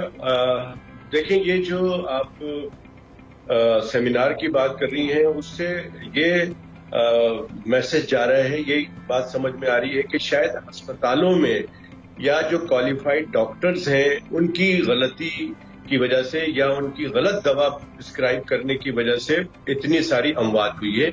ये बिल्कुल गलत है, ये ऐसा नहीं है।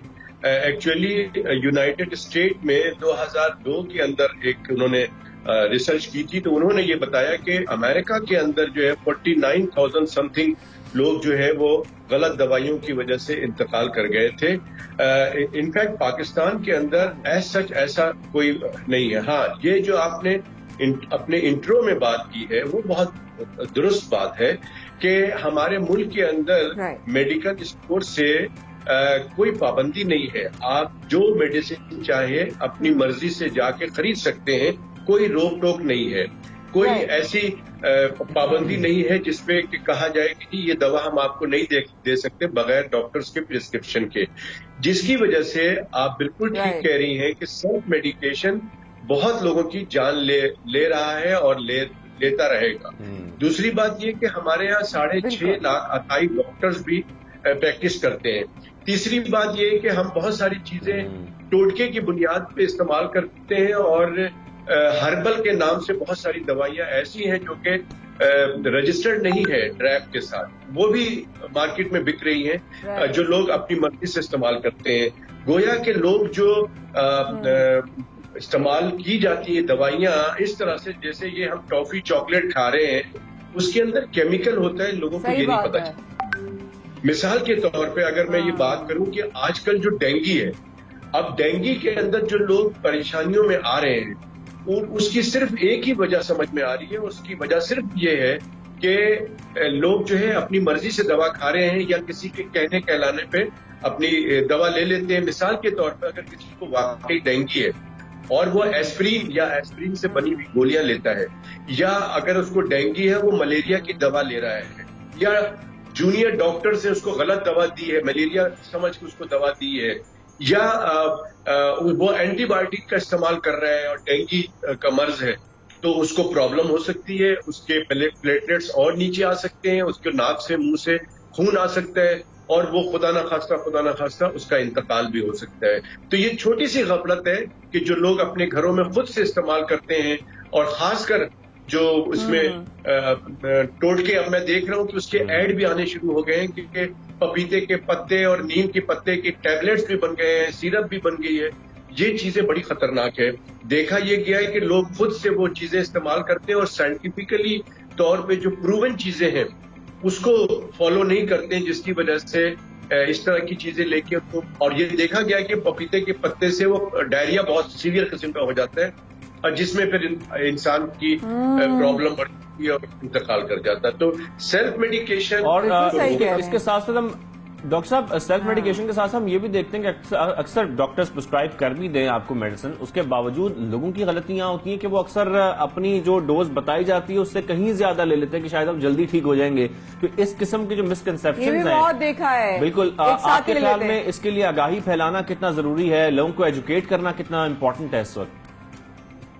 دیکھیں یہ بہت آپ نے امپورٹنٹ بات کی ہے، اور میرے مریض جو ہے مجھ سے ناراض ہوتے ہیں اس بات سے کہ جی ڈاکٹر صاحب نے غصہ کیا کہ ہم نے دوائیاں وقت سے پہلے بند کر دی. وہ تو ڈاکٹر صاحب 5 دن کی دوا ہوتی ہے، وہ ڈاکٹر صاحب ہم نے تو 3 دن کھائی اینٹی بایوٹک 3 دن کی ہوتی ہے.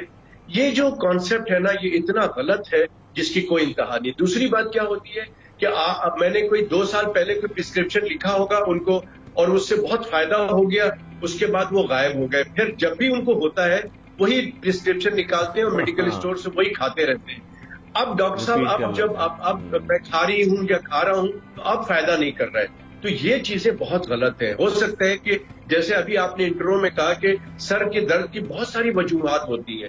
ہو سکتا ہے پرسوں جو آپ کو سر کا درد ہوا یا 2 سال پہلے جو سر کا درد ہوا اس کی وجہ کچھ اور تھی. ابھی جو آپ کو سر کا درد ہو رہا ہے یا گلے میں درد ہو رہا ہے اس کی وجہ کچھ اور ہو سکتی ہے. تو آپ اگر 1 دن 2 دن کچھ اپنی دوا لے لیتے ہیں یا آپ سمجھتے ہیں کہ اس دوا سے مجھے ٹھیک ہو جاتا ہے تو ٹھیک ہے، لیکن اگر وہ 1 دن سے زیادہ ہو رہا ہے تو پھر کوالیفائڈ ڈاکٹرز کو دکھانا ضروری ہے.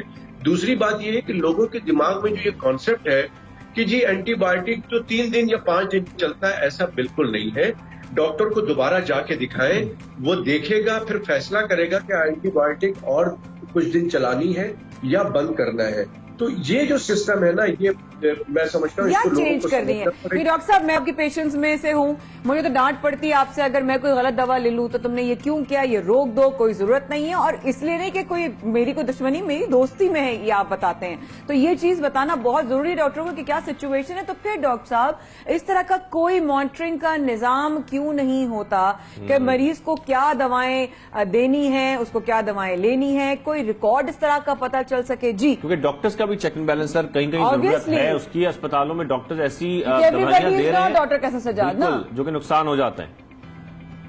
جی بالکل آپ کی بات درست ہے. اسی لیے ہم نے پاکستان میڈیکل ایسوسی ایشن نے بہت مشکلوں سے بھاگ دوڑ کر کے یہ ہیلتھ کیئر کمیشن سندھ میں سندھ ہیلتھ کیئر کمیشن بنا ہوا ہے اور پنجاب میں بھی پنجاب ہیلتھ کیئر کمیشن بھی بنا ہوا ہے. لیکن انفارچونیٹلی ان کا کام یہ تھا کہ یہ ساری باتیں جو آپ کر رہے ہیں نا یہ کس کو روکنا ہے. اور ہمارا مقصد یہ تھا کہ جو ہسپتالوں میں اور کلینکس میں جو مار دھاڑ اور توڑ پھوڑ ہوتی تھی کہ جی ڈاکٹر نے مار دیا تو اس کی کہاں جائیں لوگ اپنی شکایت لے کے. اگر ڈاکٹر کو کسی بھی ڈاکٹر سے کسی کو شکایت ہے کہ جی ڈاکٹر کیسر سجاد نے یہ دوا لکھی اور میری والدہ کو یہ ہو گیا یا فلاں ہو گیا تو وہ کہاں جائے بیچارہ. تو وہ پھر ظاہر ہے اس کو کچھ سمجھ میں نہیں آتا. تو ہیلتھ کیئر کمیشن ایک بنا ہوا ہے، وہ ایک ادارہ ہے، لیکن ہیلتھ کیئر کمیشن کسی اور کام میں لگ گیا ہے اور وہ جو اصل اس کی وجہ تھی اس کو بنانے کی وہ کام نہیں ہو پا رہا ہے. اگر وہ صحیح سے کام ہو تو یہ ساری مانیٹرنگ کرنا، ہسپتال کی ایکریڈیشن کرنا، ہسپتال کے اندر ڈاکٹرز کیسے کام کرتے ہیں ان کو دیکھنا، اور کویکسٹرا عطائیوں کا خاتمہ کرنا، عطائی ڈاکٹرز جو بیٹھے ہوئے ہیں ان کا خاتمہ کرنا، یہ نمبر 1 پرائرٹی تھی ہیلتھ کیئر کمیشن کی. انفارچونیٹلی ایسا نہیں ہوتا. پھر میڈیکل اسٹور سے صرف اور صرف کوالیفائڈ ڈاکٹرز کی پرسکرپشن پہ ہی میڈیسن جو ہے وہ سیل کرنی چاہیے، جو کہ ابھی نہیں ہو رہا. اور ہم یہ بار بار گورنمنٹ سے اور یہ ڈریب سے ریکویسٹ کرتے ہیں، آپ کی توسط سے بھی ریکویسٹ کرتے ہیں کہ یہ ڈریب کی ذمہ داری ہے، ڈریب ریگولیٹری اتھارٹی کی ذمہ داری ہے کہ یہ ایک سسٹم بنائے کہ کوالیفائڈ ڈاکٹرز کے بغیر دوا کو نہیں بیچی جائے. کوئی بھی جاتا ہے، کوئی بھی دوا خرید سکتا ہے اور خودکشی کر سکتا ہے. صحیح بات، صحیح بات ہے. اللہ تعالیٰ رحم آسانی کے معاملات فرمائے. ڈاکٹر کیسر جراد ہمارے ساتھ موجود ہے، سیکریٹری جنرل OTM میں. تھینک یو ڈاکٹر صاحب، آپ نے وقت نکالا، اینڈ تھینک یو آلویز آپ وقت نکالنے کے لیے. God bless you, have a bless one. آگے بڑھتے ہیں خیبر پختونخوا کی طرف، جہاں پر ڈینگی کا جو ہے وہ خطرہ بہت زیادہ بڑھ گیا، مسلسل اضافہ ہو رہا ہے. ڈینگی سے بچاؤ کے لیے کیسے ممکن ہے، کیا اقدامات ہمیں ڈینگی سے بچا سکتے ہیں، جانتے ہیں ہمارے نمائندہ 92 نیوز ذیشان کاکا کھیل سے. جی ذیشان، بتائیے ڈاکٹرز کیا کہتے ہیں کہ ڈینگی کے حوالے سے کیا سچویشن ہے؟ جی مایا اور شاہ زیب، صبح بخیر. خیبر پختونخوا میں ڈینگی کے کیسز میں مسلسل اضافہ ہوتا جا رہا ہے. اس کیسز میں اضافے کی ذمہ داری جہاں پر حکومت پر آتی ہے تو وہی شہری بھی اس میں اہم کردار ادا کر سکتے ہیں اس کے خاتمے میں، اور وہ بھی اگر حفاظتی اقدامات کرے تو محفوظ ہو سکتے ہیں. اس وقت خیبر پختونخوا میں 4000 سے زائد مریض ڈینگی وائرس کا شکار ہو چکے ہیں اور دن بدن اس میں اضافہ ہوتا جا رہا ہے. 5 افراد جاں بھی ہوئے ہیں. اس وقت ہمارے ساتھ ڈاکٹر نور خالق جو پلمونالوجسٹ ہے وہ موجود ہے. ان سے جانتے ہیں کہ ایک عام شہری کس حد تک اپنے آپ کو ڈینگی وائرس سے بچا سکتا ہے. وائرس کا نام ہے ایڈیز ایجپٹی.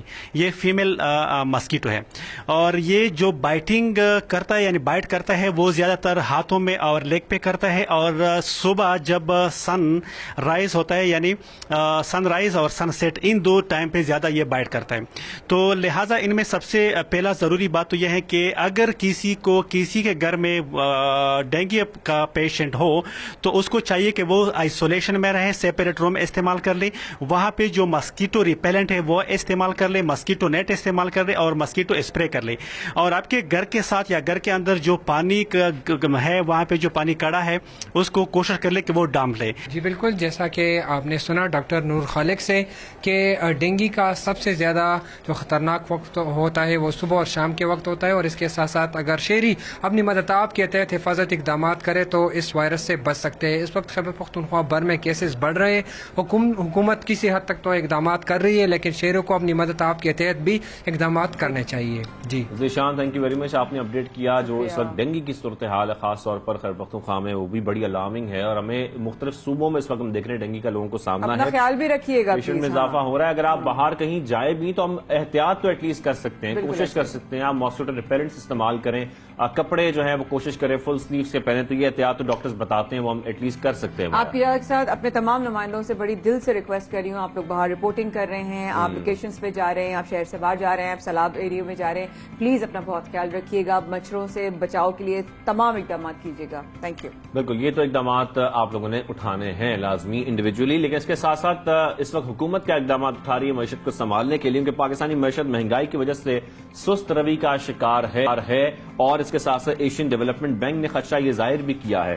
اعلامیہ کے مطابق سال 2023 میں معیشت کی شرح نمو 4.5 سے کم ہو کر 3.5% ہوگی. مزید یہ بھی کہا کہ معیشت کے سنبھلنے کا سب سے بڑا ذریعہ سیاسی استحکام ہوگا. یہ بار بار ہمارے تمام تجزیہ کار بات کرتے ہیں، جتنے بھی ماہر معاشیات آتے ہیں، کہ پولیٹیکل سٹیبلٹی بہت امپورٹنٹ ہے. اگر پولیٹیکل انسٹیبلٹی ہوگی، سرمایہ کار نہیں آئیں گے، انویسٹمنٹس نہیں ہوں گی، ایکسپورٹ نہیں بڑھے گی، ہمارا ملک معیشت نہیں سنبھل سکتی. تو یہ سب کچھ تو ہم نے آج ڈسکس کرنا ہے. مایا، آپ کو پتا ہے جب شاہزیب کبھی میرا امریکہ جب جانا ہوتا ہے، اور عموماً ہر سال ہی ہوتا ہے، تو میں ضرور ورلڈ بینک کے سامنے سے نا ڈی سی کے سامنے سے گزرتی ہوں. میں کہتی ہوں اللہ تعالیٰ ہم کب ان ساری چیزوں سے نکلیں گے کہ ہمیں کسی کے سامنے جو ہے نہ مانگنا پڑے، لیکن ہاتھ نہ پھیلانے پڑے. اور واقعی میں یہ سوچ ذہن میں آتی ہے. اسی پہ مزید بات کرنے کے لیے ہمارے ساتھ ماہر معاشی مبارک صاحب موجود ہیں. السلام علیکم ڈاکٹر صاحب، کیسے ہیں آپ؟ Thank you so much for taking our time. Sharad بھائی، سچویشن واقعی میں جس طرح بتائی جا رہی ہے کہ 2023 میں جو سچویشن ہوگی، اب ہم جس طرح شاہزیب نے بھی ذکر کیا کہ ہم اس سچویشن سے کب نکل سکیں گے، ہمیں کب اس بات پر ہوگا کہ ہم اس طرح کی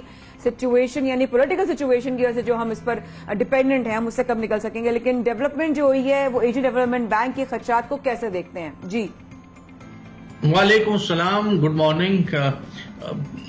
जो एशियन डेवलपमेंट बैंक ने इत्तेफाक की बात है कि पहले वो बड़े पॉजिटिव थे पाकिस्तान की इकोनॉमी के बारे में। अगर उनकी अर्ली रिपोर्ट्स देखें कुछ महीने पहले की, तो एशियन डेवलपमेंट बैंक का ये कहना था कि शायद पाकिस्तान की इकोनॉमी 6% तक ग्रो कर जाए। ये इस साल की शुरू की बात है, ये पिछले साल के आखिर में। लेकिन अब जो रिपोर्ट्स आई हैं एशियन डेवलपमेंट बैंक की, उसको अगर मद्देनजर रखें और पाकिस्तान के जो हालात अगर हम उनको देखें, तो वाकई हमारी जो ग्रोथ है वो शायद 3-3.5% से ज्यादा ना जा पाए। मैं आपको कुछ चंद एक इसकी वजूहत बता देता हूँ। एशियन डेवलपमेंट बैंक ने उसमें ज्यादा एक्सप्लेन तो नहीं किया, लेकिन हम जो ऑन ग्राउंड सिचुएशंस देख रहे हैं, मैं आपको गोश गुजार करता हूँ और फिर आप और आपके नाज़रीन खुद अंदाजा लगा सकते हैं कि शायद 3% का टारगेट भी बड़ा मुश्किल होगा ग्रोथ का। सबसे पहले तो आप देखें कि हमारा जो एग्रीकल्चर सेक्टर है, पाकिस्तान की जीडीपी का तकरीबन 20% हमारे एग्रीकल्चर सेक्टर से आ रहा होता है। हालांकि हम एक एग्रीकल्चरल कंट्री हैं और कहा यह जाता है कि एग्रीकल्चरल कंट्रीज का कम से कम 50% कंट्रीब्यूशन होना चाहिए, लेकिन 20% एटलीस्ट हमारा जो ज़रूरी सेक्टर है वो कंट्रीब्यूट करता है। तो जो आपने खुद अभी सैलाब की सूरत देखी और आप माशाल्लाह कवरेज भी कर रहे हैं पूरे पाकिस्तान में सैलाब जो आफत ज़दा इलाके वहां पे भी, तो आपने देख लिया होगा कि जितने भी आपकी वो जमीन जहां पे फसलें लग सकती थी वहां पे पानी खड़ा है। वो गोडाउन जहां पे फसलों को जो आपकी हार्वेस्टेड क्रॉप्स जहां पे स्टोर होनी थी वहां पे पानी खड़ा है। तो आपका एग्रीकल्चर रिलेटेड ऑलमोस्ट 60-70% इंफ्रास्ट्रक्चर तबाह हो गया। तो ना सिर्फ इस साल बल्कि अगले साल की जो एग्रीकल्चर क्रॉप्स हैं उनके बारे में बड़े खदशात जाहिर किए जा रहे हैं। स्पेशली कॉटन के बारे में कहा जा रहा है, वीट के बारे में ये कहा जा रहा है कि शायद अगले साल हम ग्रो प्रॉपर्ली नहीं कर पाएंगे। तो इसका मतलब ये कि एग्रीकल्चर सेक्टर आपका मुतासर होगा। उसके साथ साथ जो हमारा इंडस्ट्रियल सेक्टर है, बिलखुसूस टेक्सटाइल सेक्टर जो कि लीडिंग कंट्रीब्यूटर है पाकिस्तान की इकोनॉमी का, उसकी सारी की सारी जो आपकी इनपुट है, जो कॉटन है, जो पाकिस्तान के एग्रीकल्चर सेक्टर्स को प्रोवाइड कर रहा होता है। तो एग्रीकल्चर सेक्टर के मुतासर होने से हमारी इंडस्ट्री का एक बड़ा हिस्सा मुतासर होगा। तो अब हम सिर्फ उम्मीद लगा सकते हैं पाकिस्तान के सर्विस सेक्टर के ऊपर, जिसमें हमारी जो सॉफ्टवेयर आईटी इंडस्ट्री या जो इस तरह की इंडस्ट्रीज हैं वो शायद बेहतर तरक्की कर पाएं। लेकिन जो ये दो मेजर सेक्टर्स हैं जो कि आपकी इकोनॉमी का 50% कंट्रीब्यूट कर रहे हैं, वो बहुत ही बुरे हालात में, और वाकई मुझे नहीं लगता कि 3.5 शुजात मुबारक साहब, यहाँ पर मैं आपसे एक और सवाल करना चाह रहा हूँ, और वो ये है कि जब हमारे इन्वेस्टर्स कोशिश करते हैं, खासतौर पर जब हम एनर्जी क्राइसिस की बात करते हैं, बिजली के बहरान की बात करते हैं, हम बहुत बड़ी इंपोर्ट से बच सकते हैं, वो भी ऑयल की और गैस की, अगर हम सोलर पैनल इंडस्ट्री को फैसिलिटेट करें प्रॉपरली। वहां पर इन्वेस्टर्स मौजूद हैं, इन्वेस्ट कर रहे हैं, और इन्वेस्ट करने के बावजूद हम ये देख रहे हैं कि एलसी पेंडिंग में है, और उसकी वजह से जो इन्वेस्टर्स हैं वो बड़े परेशान हैं। ट्रेड डेफिसिट से बाहर निकला जा सकता है, अपनी एक्सपोर्ट को बढ़ाया जा सकता है। ट्रेड डेफिसिट से इसलिए बाहर निकल जा सकता है कि हमारी इंपोर्ट में बहुत बड़ी कमी आ जाएगी, हमारी ऑयल एंड गैस की इंपोर्ट में बहुत बड़ी कमी आ जाएगी। तो सोलर इंडस्ट्री को सपोर्ट करना, फैसिलिटेट करना इस वक्त बड़ा इंपॉर्टेंट है आपके ख्याल में? जी बिल्कुल। देखिए, जो सोलर पैनल, बल्कि मैं इसको ब्रॉडरली कहूंगा कि जो रिन्यूएबल एनर्जी है, उसके आपके विंड एनर्जी या जो दूसरे सोर्सेज हैं, उनकी जितनी भी, मेरे ख्याल में गवर्नमेंट को हंगामी बुनियादों पे इसको सपोर्ट करना चाहिए। मेरी बात हुई थी चंद एक लोगों से जो कि इस बिजनेस से वाबस्ता है, वो ये कह रहे हैं कि बजाय इसके कि गवर्नमेंट हमें सपोर्ट करे, बहुत सारे हर्डल्स क्रिएट किए जा रहे हैं और वो मुर्दे इल्जाम ठहरा रहे हैं जो कि आपके जो प्रोसेसेस हैं कस्टम्स के और जो दूसरे लोग जो आपके इंपोर्ट के साथ वाबस्ता है, उन लोगों को मुर्दे इल्जाम ठहराया जा रहा है कि ये लोग खामखा के हर्डल्स क्रिएट करते हैं और बजाय इसके कि इसको सपोर्ट करें, इसके लिए मुसीबत खड़ी की जा रही है। तो बिल्कुल फुली एग्रीड के पाकिस्तान में इस वक्त हंगामी बुनियादों पे जो अल्टरनेटिव एनर्जी सोर्सेज हैं, उनसे रिलेटेड जितनी भी चीजें हैं उनको सब्सिडाइज करना चाहिए, चाहे वो इंपोर्ट होती है, उनकी इंपोर्ट को आप सब्सिडाइज करें, और ताकि हंगामी बुनियादों में अगले 6 से महीने से 1 साल में कम से कम कुछ ना कुछ एनर्जी की पैदावार तो हम डोमेस्टिक प्रोड्यूस कर सकें, और कुछ ना कुछ जो आपका ऑयल बर्डन तो कम हो सके। और शुजात मुबारक साहब, इसके साथ आप कुछ पूछ सकते हैं? नहीं प्लीज आप। अच्छा, और शुजात मुबारक साहब, जिस तरीके से हम बात कर रहे हैं, बार बार हमने अपने जो इंट्रो था उसमें भी यही बात की, और हम यही कह रहे थे कि जब तक पॉलिटिकल स्टेबिलिटी नहीं होगी, तो पॉलिटिकल स्टेबिलिटी तो सर हमें कहीं नजर नहीं आ रही, ना माजी में आ रही थी, ना मुस्तकबिल में नजर आ रही है। तो आपके ख्याल में अगर पॉलिटिकल स्टेबिलिटी नहीं आती चंद साल और, तो हमारी मईशत किस हद तक तबाह हो जाएगी और फिर हम कहां खड़े होंगे? دیکھیں خدا نہ خاصا اگر پولیٹیکل سٹیبلٹی نہیں آتی تو پھر ہم شاید اس سے بھی بدتر حالات میں داخل ہو جائیں. پہلے ہی آپ نے دیکھ لیا کہ کرائم ریٹ اتنے بڑھ گئے ہیں, جو کہ اچھے خاصے سیلریڈ کلاس لوگ تھے ان کا گزارا مشکل ہو گیا ہے, جو کہ لوڈ لیول پہ لوگ تھے جو ڈیلی ویجز والے تھے وہ تو اب اپنی کام کو چھوڑ کے وہ تو اب کرائم کر رہے ہیں, لوگوں کو پکڑ رہے ہیں. تو مجھے ایسے لگتا ہے کہ اگر خدا نہ خواستہ پولیٹیکل انسٹیبلٹی رہی تو پاکستان کی معیشت اور زیادہ گرداب میں چلی جائے گی اور یہاں پہ بہت ہی ایک کیوٹک کائنڈ آف سچویشن ہو جائے گی. یہاں پہ میں آپ کو یہ بھی ایڈ کر دوں کہ اس پولیٹیکل انسٹیبلٹی کا فائدہ اٹھاتے ہوئے پاکستان میں بہت سارے ایسے عناصر ہیں جو کہ آپ کے ڈالر کو پاکستان سے اسمگل کر رہے ہیں, آرٹیفیشلی روپے کی ویلیو کو نیچے اس کو کنٹرول کیا جا رہا ہے. تو یہ ساری کی ساری چیزیں جب تک پولیٹیکل اسٹیبلٹی نہیں ہوگی اس کو کیسے مینج کیا جائے گا. اچھا شاد بھائی, ایک اور چیز ابھی ساتھ ساتھ اس پہ بھی روشنی ڈالیے گا. ابھی پچھلے دنوں میں ہماری بات ہو رہی تھی کچھ انٹرنیشنل بزنس اونرز سے جو پاکستانی ہیں لیکن باہر مقیم ہیں. انہوں نے بڑی مجھے ایک بات لگی ہے, بڑی دل پہ لگی. انہوں نے کہا بھائی ہم پیسہ ابھی کیوں لگائیں, جس طرح شاہ نے کہا کہ سیاسی سچویشن ابھی بڑی ڈائسی ہے. وہ کہتے ہیں ابھی ہم پیسہ لگائیں, ابھی آپ کو پتہ نہیں ہے کون سی حکومت آپ کی رہنی ہے, کون سی حکومت آپ کی نہیں ہوگی, کون آئے گا کون نہیں آئے گا. اس ٹائم پر ہم پیسہ نہ ہی لگائیں تو بہتر ہے. تو یہ چیز ہمارے لیے ایک امپریشن, بڑا دل دکھا یہ بات سنتے ہوئے کہ ایک جو باہر سے پیسہ آ سکتا ہے ملک میں لگ سکتا ہے, پاکستانی یہ کہہ رہا ہے. تو یہ سن کر بڑا دکھ ہوا. جی ڈاکٹر صاحب. جی بالکل, دیکھیں ریسنٹلی ابھی ایک رپورٹ آئی ہے جس میں یہ انویسٹرز کانفیڈنس ان پاکستان, جو کہ چاہے ایکسپیٹ پاکستانیز ہیں یا جو فورن انویسٹرز ہیں, تو آپ حیران ہوں گے کہ 1200 انویسٹرز کو انٹرویو کیا گیا. 1200 میں سے 1150 لوگوں نے یہ کہا کہ ہم ابھی پاکستان میں انویسٹمنٹ نہیں کریں گے یا ویٹ کریں گے. آپ اندازہ کر لیجئے سیورٹی آف سچویشن کے 1200 لوگ, اس میں سے 500 لوگ پاکستانی تھے. تو یہ اس چیز کو شو کرتا ہے کہ یہ پولیٹیکل انسٹیبلٹی نے کس حد تک ہماری اکانومی کو متاثر کر دیا. اور مجھے یہ لگتا ہے کہ اگر ہم پولیٹیکل سٹیبلٹی ہماری نہیں آتی اگلے چند مہینوں میں یا کم سے کم اگلے 1 سال میں, تو ہماری معیشت کے بہت سارے ایسے جو اسٹیبلش سیکٹرز ہیں وہ بھی تباہ ہونا شروع ہو جائیں گے, جس کے اندر آپ کا ٹیکسٹائل سیکٹر ہے, جس کے اندر آپ کا فوڈ سیکٹر ہے. تو ان سیکٹر کے اوپر بھی اس کے بڑے اثرات آئیں گے. تو میرا خیال یہ ہے کہ ہمیں جو جتنی بھی گورنمنٹس ہیں, جو انسٹیٹیوشنز ہیں, جو بھی سارے لوگوں کو یہ دیکھنا چاہیے کہ کس طرح سے ایک پازیٹو اور ایک کنسسٹنٹ میسج دیا جائے across the board, across the globe, کہ جو لوگ باہر سے انویسٹ کرنا چاہتے ہیں کم سے کم ان کے لیے تو ایک کانفیڈنس پروموٹ ہو. بالکل ٹھیک. Thank you so much doctor صاحب, you took out time like always. Have a blessed one. But واقعی میں سچویشن ہمارے لیے پریشان کن ہے, اور ہمیشہ کے لیے آپ کے وقت کا بہت شکریہ. یہاں پر اتنے پروگرام میں سبق ہمارے ساتھ رہے گا.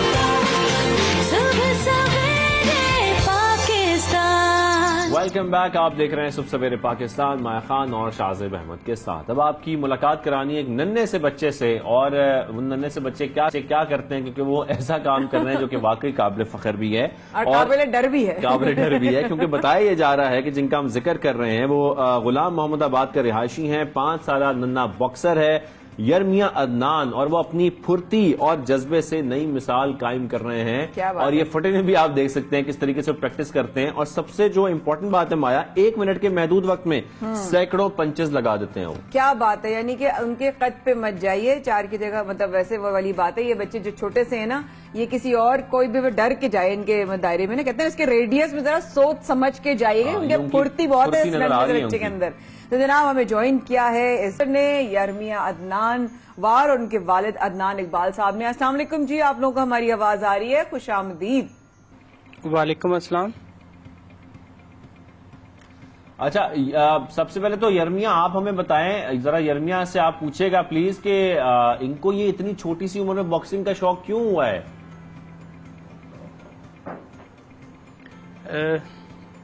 جی سر, باکسنگ میں یہ کہ بہت زیادہ پہلے تو میرا شوق تھا اس میں باکسنگ میں, تو باقی یہ کہ میرا پورا تو ہو نہیں پایا مجبوریوں کی وجہ سے.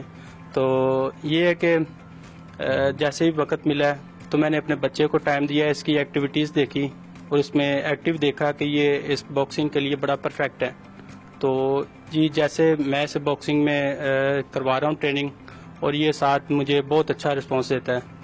تو اس نے بہت اچھی میری ہمت بڑھائی ہے اور خود کا بھی اس کا شوق ہے باکسنگ کرنے کا. واہ واہ واہ. تو آپ نے کیوں نہیں آپ باکسنگ میں جا سکے عدنان بھائی؟ میم اس میں کافی پرابلمس ہوتی ہے. دیکھیں مڈل کلاس جو ہوتا ہے تو اس میں کو افورڈ نہیں کر پاتے یا اپنا پیچھے بیک گراؤنڈ بھی سنبھالنی ہوتی ہے تو اس وجہ سے بالکل فائنینشیل سپورٹ چاہیے ہوتی ہے. ایسے ہی ہے جی بالکل. اس کے لیے ڈائٹ پلان ہوتے ہیں. اچھا بھائی اس کے لیے دیکھنا ہماری آواز آ رہی ہے کافی تو وہ افورڈ نہیں. جی آواز آ رہی ہے. اچھا ہم ذرا یرمیا سے بھی بات کرنا چاہ رہے ہیں. اگر یرمیا آپ تک آواز پہنچ رہی ہے میری، کیسے ہیں آپ؟ ٹھیک ہے ٹھیک ہے ٹھیک ہے. اچھا ذرا آپ مجھے بتائیں کہ 1 منٹ کے اندر آپ اتنے سارے چھوٹے چھوٹے مکے کیسے برسا دیتے ہیں؟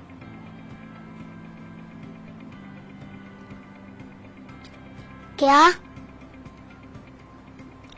کچھ نہیں بیٹا، ایسی بات نہیں، مائنڈ نہیں کر رہا تو. اچھا بتاؤ باکسنگ کرتے ہو اچھا لگتا ہے؟ 340 340. دیکھا میرے سوال کا جواب آیا نا. یہ ہیں وہ باکسرز باکسنگ کی. اچھا آپ کو پریکٹس کراتے ہیں؟ بس یہی ہیں.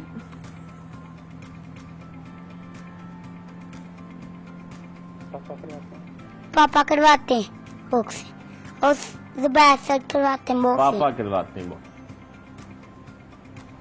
اچھا پاپا پریکٹس کراتے ہیں. اجازت ہے تو میں پھر گل کر لیں نال. ہاں جی یار میں آپ کو ہماری آواز آ رہی ہے؟ آ رہی ہے.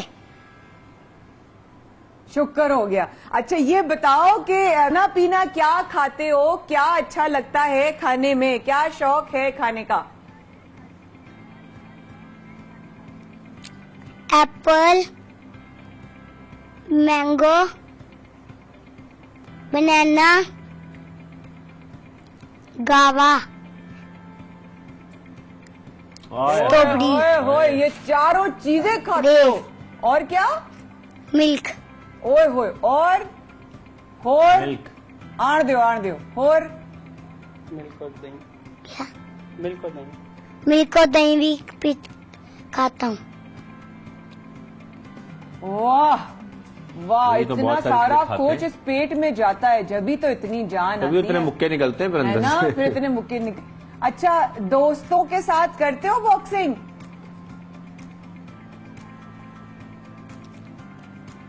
دوستوں کے ساتھ کھیلتے نا. کھیلتا میں دوستوں کے ساتھ. آواز آ گئی ہمیں، آواز آ گئی. دوستوں کے ساتھ کھیلتے ہیں آپ. اچھا ان کے عدنان صاحب آپ ہمیں بتائیے گا تھوڑا سا کیا آپ کے پلانز ہیں، خاص طور پہ جیسے کہ آپ نے بتایا کہ آپ تو نہیں کر پائے باکسنگ بہت ساری وجوہات کی وجہ سے، لیکن اب یرمیا پریکٹس کر رہے ہیں اور ماشاءاللہ بہت اچھی پریکٹس کر رہے ہیں. جس طریقے سے دیکھ رہے ہیں کہ وہ بڑے ایکٹیو بھی ہیں، بڑے انرجیٹک ہیں اتنی چھوٹی سی عمر میں. آپ کے کیا پلانز ہیں یرمیا کو لے کے؟ جی یہ تو سب سے پہلے کہ خدا کی بلیسنگ ہے جو خدا نے دی ہے ہمیں.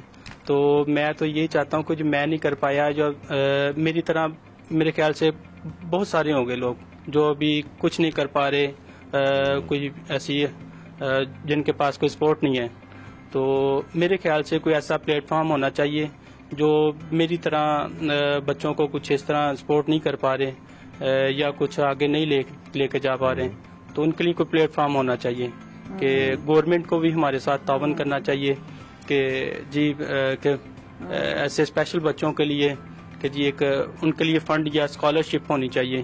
ابھی تک مجھے کسی نے بھی کوئی ایسا کوآپریٹ یا کوئی تعاون نہیں کیا گیا کہ جی بچے کے لیے ایسا ہو کہ دیکھیں نا یہ چمکتے ستارے ہیں، یہ فیوچر ہے ہمارا پاکستان کے لیے اور یہ دنیا میں نام روشن کریں گے. ابھی جو یرمیا کے پاس جو ایک بڑا اچھا ریکارڈ ہے دنیا کا جو کہ لگائیں کہ 340 پنچز ہے 1 منٹ میں، اور آگے نیکسٹ اس کا جو کہ اسٹیپ میں نے اسے کروایا جو کہ 11 سیکنڈ میں اس نے 120 پنچز کی ہیں، اور انڈیا کے پاس 13 سیکنڈ میں 100 پنچز ہیں، اور ہمارے بچے کے پاس جو کہ 2 سیکنڈ جی ہمارے بچے کے پاس جو کہ 2 سیکنڈ بھی بچا لیے اس نے، اور ساتھ میں اس نے جو کہ 120 پنچ کیے، یعنی 20 ایکسٹرا پنچ بھی کیے اس نے.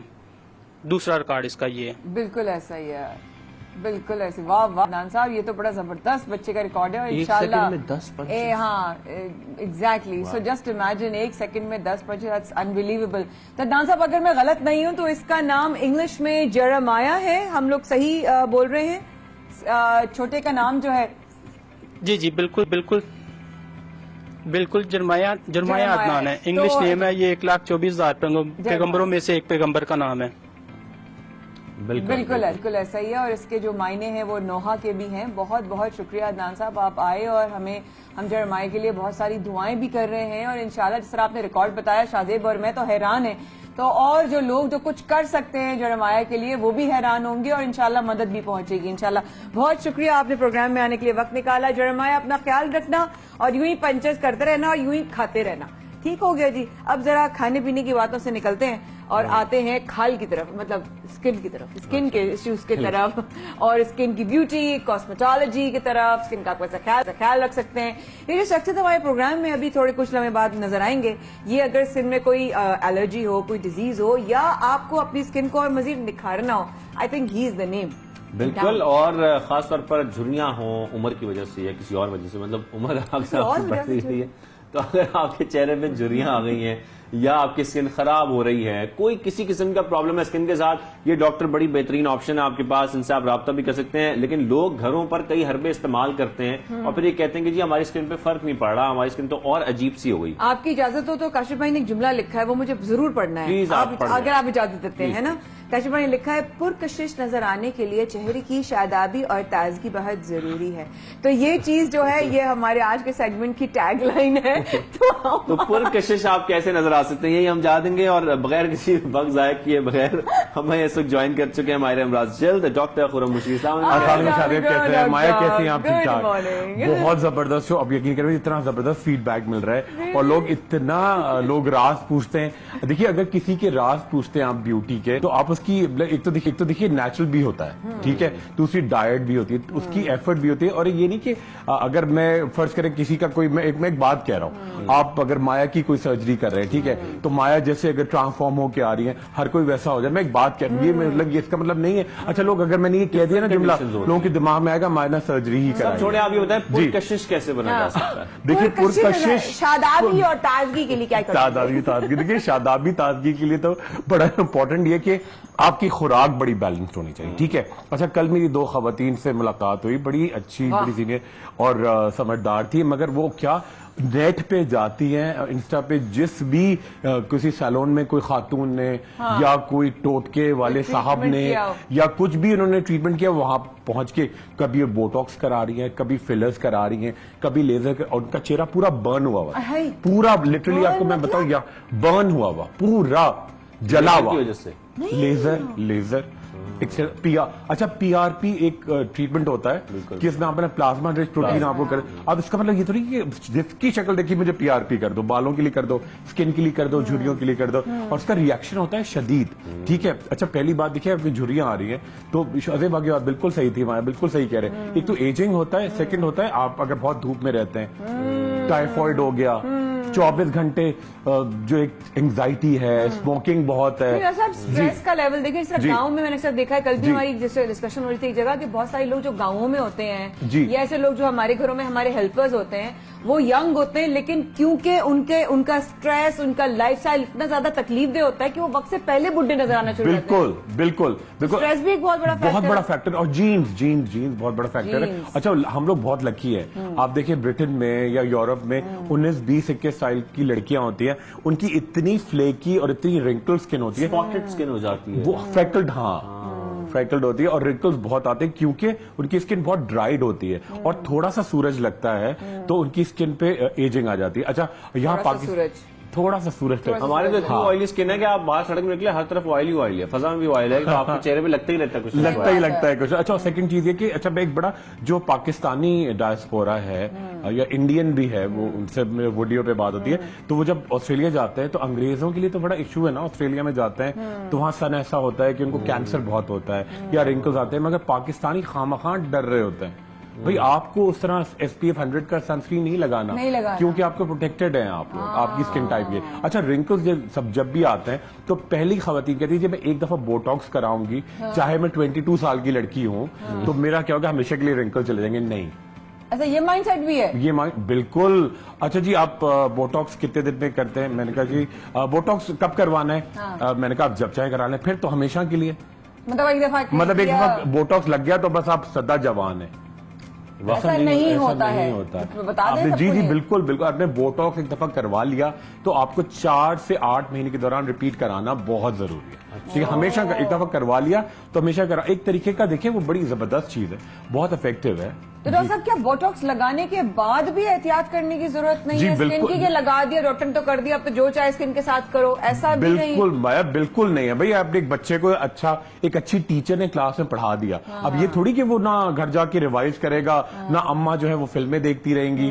جب اس کی کیئر نہیں کریں گے نا، ڈرامے دیکھتی رہیں گی، وہ اپنا نیلز کو دیکھتی رہیں گے. ٹھیک ہے، تو وہ دیکھیے آپ کو تمام چیز کرنا بہت اچھے لگتا ہے نیچرلی. مگر دیکھیے بڑی امپورٹنٹ بات یہ کہ دیکھیے آپ ایک دفعہ آپ کی اسکن پہ بوٹاکس ہو گیا اس کے بعد اس کو ہائیڈریٹڈ رکھنا ہے. کچھ آپ کو سیرم دیے جاتے ہیں، کریم دیے جاتے ہیں، وہ کرنا ہے. فیس سائز بہت امپورٹنٹ، یعنی کہ لگانے کے بعد بھی آپ کو اپنی اسکن کا خیال رکھنا ہے. بھائی آپ کا اسٹوڈیوز کتنا خوبصورت ہے، اب ایک دفعہ یہ بن گیا نا، مینٹیننس تو امپورٹنٹ ہے. ایک دفعہ بن گیا تو یہ تھوڑی کہ آپ ایسے ہی چھوڑ دیں گے کہ یہاں پہ آپ اس کے ہر دفعہ ٹیکنیکلی اسے ساؤنڈ رکھنا ہے. جی جی جی کوشش کیسے نظر آئے؟ کیا کریں ایسا کہ دیکھیے پہلی بات یہ کہ دیکھیں اور پیاری رہے. بالکل دیکھیے اپنے دماغ کو ایک تو کھلا چھوڑ دیں. ٹھیک ہے، یہ بڑا ہو جائے گا.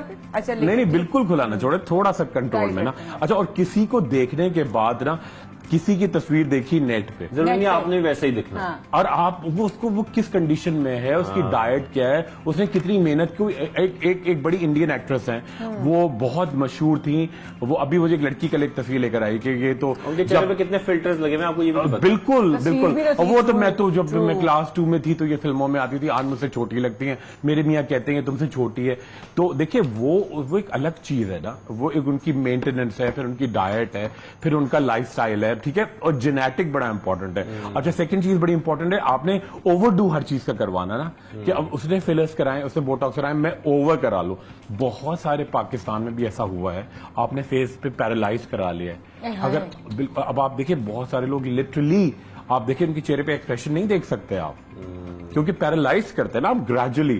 بوٹاکس سے آپ اسکن کو پیرالائز کرتے ہیں نا، تو مگر وہ نیچرل ہے. دیکھیے اب آپ کی اسکن ایک سرٹن ایج میں اگر بالکل نیچے گر گئی یا ویٹ لاس کرتے ہیں، یا ویٹ لاس کرتے ہیں، میری اسکن کتنی ساگی ہوئی ہے، آرمز وغیرہ، وہ اس کے لیے ورک آؤٹ کرنا پڑے گا. پھر اس کے لیے دیکھیں ایکسرسائز کرتے ہیں، اس کے لیے فیس سائز ہوتی ہے. فیس سائز بڑی امپورٹنٹ ہے. ٹھیک ہے، تھرڈ چیز آپ کو اپنی اسکن کو ہائیڈریٹڈ رکھنا ہے. چوتھی چیز بڑی امپورٹنٹ ہے کہ جی 5 چیزیں اس میں، ایک تو سن ایکسپوجر ضروری ہے، مگر آپ بہت زیادہ سن میں نہیں جائیں. ٹھیک ہے، ٹوبیکو یعنی اسموکنگ اس کو لمیٹڈ کریں. ٹھیک ہے، اور بہت سارے الکوہولک بیوریجز جو ہوتے ہیں اس کو تھوڑا کٹ ڈاؤن، وہ بہت ایجنگ لاتے ہیں. ٹھیک ہے، اور چوتھی چیز بڑی امپورٹنٹ ہے، آپ کی ڈائٹ میں گھی، دیسی گھی، یہ سب چیزیں ہونی چاہیے. یعنی کہ آپ نے تمام چیزیں جو 5 کی بات کی، جو 4-5 چیزیں آپ کی صحت کے لیے ہیلدی تو ہے نہیں نا. ہیلدی تو اگر نہیں ہو، لائف سے مائنس بھی ہوں تو اچھی بات ہے نا، اچھی بات ہے، اجتناب برتے ہیں نا. بالکل صحیح بات، ان کو اوائڈ کریں. مگر آپ اس کو اگر اوائڈ نہیں کر سکتے ان کیس تو بیلنس ضرور یا دوسرے کلچر سے. میں اپنی جو ڈائٹ ہے اس کو اس حد تک چینج کر سکتے ہیں کہ ہماری اسکن اس سے اچھی رہے، مطلب کیا چیزیں استعمال کی جاتی ہیں؟ بالکل بالکل. اچھا لوگ بڑا سوال کرتے ہیں کہ جی ہم لوگ کیا کھائیں کہ خوبصورتی آئے. بھائی بالکل کوئی اب منو سلوا تو اب شاید 5000 سال پہلے اترنا بند ہو گیا. اب آپ کو جو زمین میں وہی کھانا ہے. کیا کھانا ہے کہ آپ کو جو بھی کھائیں، جو کا دلیا، ٹھیک ہے، صبح ناشتے میں انڈا ضرور کھائیں، زردی کے ساتھ کھائیں، کیونکہ آپ کو اچھا کولیسٹرول چاہیے. ایک HDL ہوتا ہے، ایک LDL ہوتا ہے. ٹھیک ہے، LDL آپ کو ہارٹ اٹیکس دیتا ہے، آپ کا کولیسٹرول بڑھاتا ہے، اور HDL آپ کی ایجنگ کو روکتا ہے، آپ کے ہارٹ کو مضبوط کرتا ہے، آپ کے رنکلز کو غائب کرتا ہے. تھرڈ چیز، آپ بہت کیفینیٹڈ چیزیں چائے پیے، ضرور پیے. ٹھیک ہے، مگر وہ اتنا زیادہ نہیں. ٹھیک ہے، پانی زیادہ پینا ہے. اس کے علاوہ فائبر جن میں زیادہ ہے. اچھا گھر میں تمام چیزیں براؤن ہونی چاہیے، آٹا، چاول، شکر اور ایک اور چیز میرے دماغ سے شکر تو مائنس ہی کر دینا، لائف مائنس کر دیں، اس لیے گڑ لے لینا، گڑ لے لینا، وائٹ تو بالکل نہیں. اچھا کہتے ہیں 5 پوائزنز ہیں جو انٹرنیٹ پہ اگر جائیں آپ ڈاکٹر صاحب. جی جی بالکل بالکل بالکل پوائزنز ہیں. اچھا لوگ کہتے ہیں وائٹ روٹی جب تک نہیں ہوتی مجھے ترتیب کالی روٹی لگتی ہے، براؤن. سب کچھ نکلا ہوا ہے، سب کچھ نکلا ہوا ہے، وہ ایسی وہ ایک کچرا ہے جو کچرا ہے وہ تمام. ٹھیک ہے. اچھا اور چوتھی چیز بڑی امپورٹنٹ ہے جی، لوگ کیا کرتے ہیں دھڑا دھڑ یہ تمام چیزیں نگل جاتے ہیں. آپ چیو کر کے کھائیں گے تو آپ کے گمس کی بھی ایکسرسائز ہوگی، آپ کی مسل بڑی مضبوط ہوں گی. تو یہ آپ کو پورا تمام چیزیں لے کے چلیں گے تو بہت مگر بوٹاکس کرائیں، فلر کرائیں ایک ڈاکٹر کی سجیشن سے. اور پلیز ذرا مایا میں آپ پلیز ریکویسٹ کریں لوگ چیک تو کیا کریں. اب وہ کل ایک مجھے ان خاتون کی ایک عجیب وہ عجیب ماڈلنگ کی تصویر دیکھی، ان ڈاکٹر کے پاس جاتی ہوں. میں نے کہا کیا نام تو مجھے یاد نہیں. میں نے کہا کیا ان کی کوالیفکیشن پتہ نہیں، وہ کہیں بیٹھتی ہیں شہباز پہ کہیں ایسی مطلب کسی کونے میں کوئی اپارٹمنٹ میں بیٹھتی گھر میں. کیوں جانا تھا بوٹاکس کرانے؟ وہ بوٹاکس کرا کے آگے اس کے بعد ساری اسکن دیکھیں میں آپ کو آنیسٹلی بولوں ڈاکٹر صاحب کے توسط سے ہی بات کرنا چاہیے because me being the woman on this entire team I think میں صرف ایک ہی خاتون. لیکن میں ایک بات بتاؤں آپ کو کہ جو آپ کی اسکن ہے نا وہ آپ کی جسم کا اتنا امپورٹنٹ حصہ ہے جس کو آپ واقعی میں اگر آپ اس سے سب سے پہلے تو اس کو پیار سے رکھیں، اس کو پیار کریں اپنی کھال کو please. Tender love and care جیسے بچے کو اٹھاتے نا 6 مہینے کے، اس کا خیال کریں، رگڑنا نہیں ہے، رگڑنا نہیں ہے. پلس یہ کسی کی بھی تصویر دیکھ کے آپ بالکل ویسے ہو جائیں. ہاں ہم کپڑے دیکھ سکتے ہیں اگلے کے کہ ہم نے چھٹی شرٹ پہنی ہے میں بھی وہ شرٹ لے لوں، وہ سمجھ میں آتا ہے. لیکن اسکن کوالٹی، آپ کے بال، آپ کی ہیلتھ آپ کی اپنی کریٹڈ ہے. بالکل اب ہر ایک بندہ ہر ایک چیز نہیں کروا سکتا. ڈاکٹر کے پاس جائیں، پوچھے ڈاکٹر صاحب مجھے کروانا ہے، ڈاکٹر کہے کروانا ہے تو کروائیے. جی بالکل بالکل، خود آپ اپنی سجیشن لے کر آئیں. سیکنڈ چیز اچھا خود آپ ایک جو ہے نا آپ ڈبل مائنڈیڈ ہوتا ہے. ٹھیک ہے آپ نے آدھا کروایا، اچھا اگر آپ کو کوئی سیشن کرانے آپ نے 1-2 کروائے، اچھا نیٹ پہ کوئی اور چیز آ گئی وہ شروع کر دیا، پھر کہیں اور آپ نے چکر لگا لیا تو ایک پورا کھچڑی پک جاتی ہے آپ کے چہرے. وہ یہ نا کسی نے بڑا خوب کہا کہ انٹرنیٹ پر اگر آپ کو ایڈوانٹیج ہے تو ڈس ایڈوانٹیج بھی ہے آپ کو، کہ اگر نالج آپ کو مل رہی ہے تو لیکن وہ اوور نالج بھی کبھی ہو جاتی ہے. غلط نالج بھی ڈاکٹر کو آپ بتا رہے ہیں کہ یہ کر دو. بالکل. اچھا نیٹ پہ تو میں نے یہ پڑھا. اچھا میں آپ یقین کریں لٹرلی بتا رہا ہوں، ایک صاحب کو ایلوپیشیا تھا. ٹھیک ہے ان کو ایلوپیشیا تھا اور بالوں میں بھی داڑھی میں. اچھا ان کو بالکل سمپل سجیشن تھا مگر ان کی بہن نے پوری ڈائری بنائی ہوئی تھی، پتہ نہیں کہاں سے گلوٹن فری ڈائٹ ان کو لینی ہے، یہ لینی ہے. دیکھیں گلوٹن فری ڈائٹ کا تو کوئی ایلوپیشیا سے تعلق ہی نہیں ہے. ٹھیک ہے. اچھا انہوں نے کہا کہ جی میں نے دیکھا ہے کہ جی آذربائیجان میں کوئی انجیکشن لگ رہے ہیں جس کو لگانے سے فوراً بال آ جاتے جس کے اندر پائن باغ ہے. اچھا دیکھیے اس طرح کی چیزیں ایک ہربل گھر جیسے گاؤں میں بھی ہمارے یہاں چیزیں ہوتی ہیں نا، کوئی جڑی بوٹی کھا لی مگر آپ اس کو انجیکٹ ایسے نہیں کر دیتے. اچھا وائٹنگ کی جہاں سے حوالے سے بات ہے، ایک خاتون نے سجیشن دی اس کے اندر کیا ہوتا ہے، گلوٹاثیون ہوتا ہے، وائٹامن سی ہوتا ہے. اگر ہم اس کے اندر لیمو کا اور کینو کا اور مالٹے کا اور انار کا رس بھر کے ایک انجیکٹ کر کے باقی سے کرا لیں. لٹرلی میں آپ کو بتا رہا ہوں تو اتنے پیسے خرچ کرنے کی میں آپ کو بتا رہا ہوں. اور وائٹامن سی کو یعنی کہ اورنج جوس کو انجیکٹ کر لیا کریں اپنے خون میں، ایسا کر سکتے ہیں؟ نہیں بالکل نہیں کر. ابھی شادیب میں بتا رہا ہوں لٹرلی انہوں نے بتایا کہ اگر کینو مالٹے اور اس کا کوانٹٹی نکالیں، لیمو کا رس ڈالیں، انار کا جوس اس میں ایڈ کریں اور تھوڑا سا اس کو سالٹڈ بنا کے اگر انٹرا مسکولر لگا لیں تو خون میں تو چلا ہی جائے گا. مجھے لگتا ہے آپ کو بہت اچھے اسسٹنٹ کی ضرورت ہے جو آپ کی طرف اس طرح کے پیشنٹس نہ بھیجے.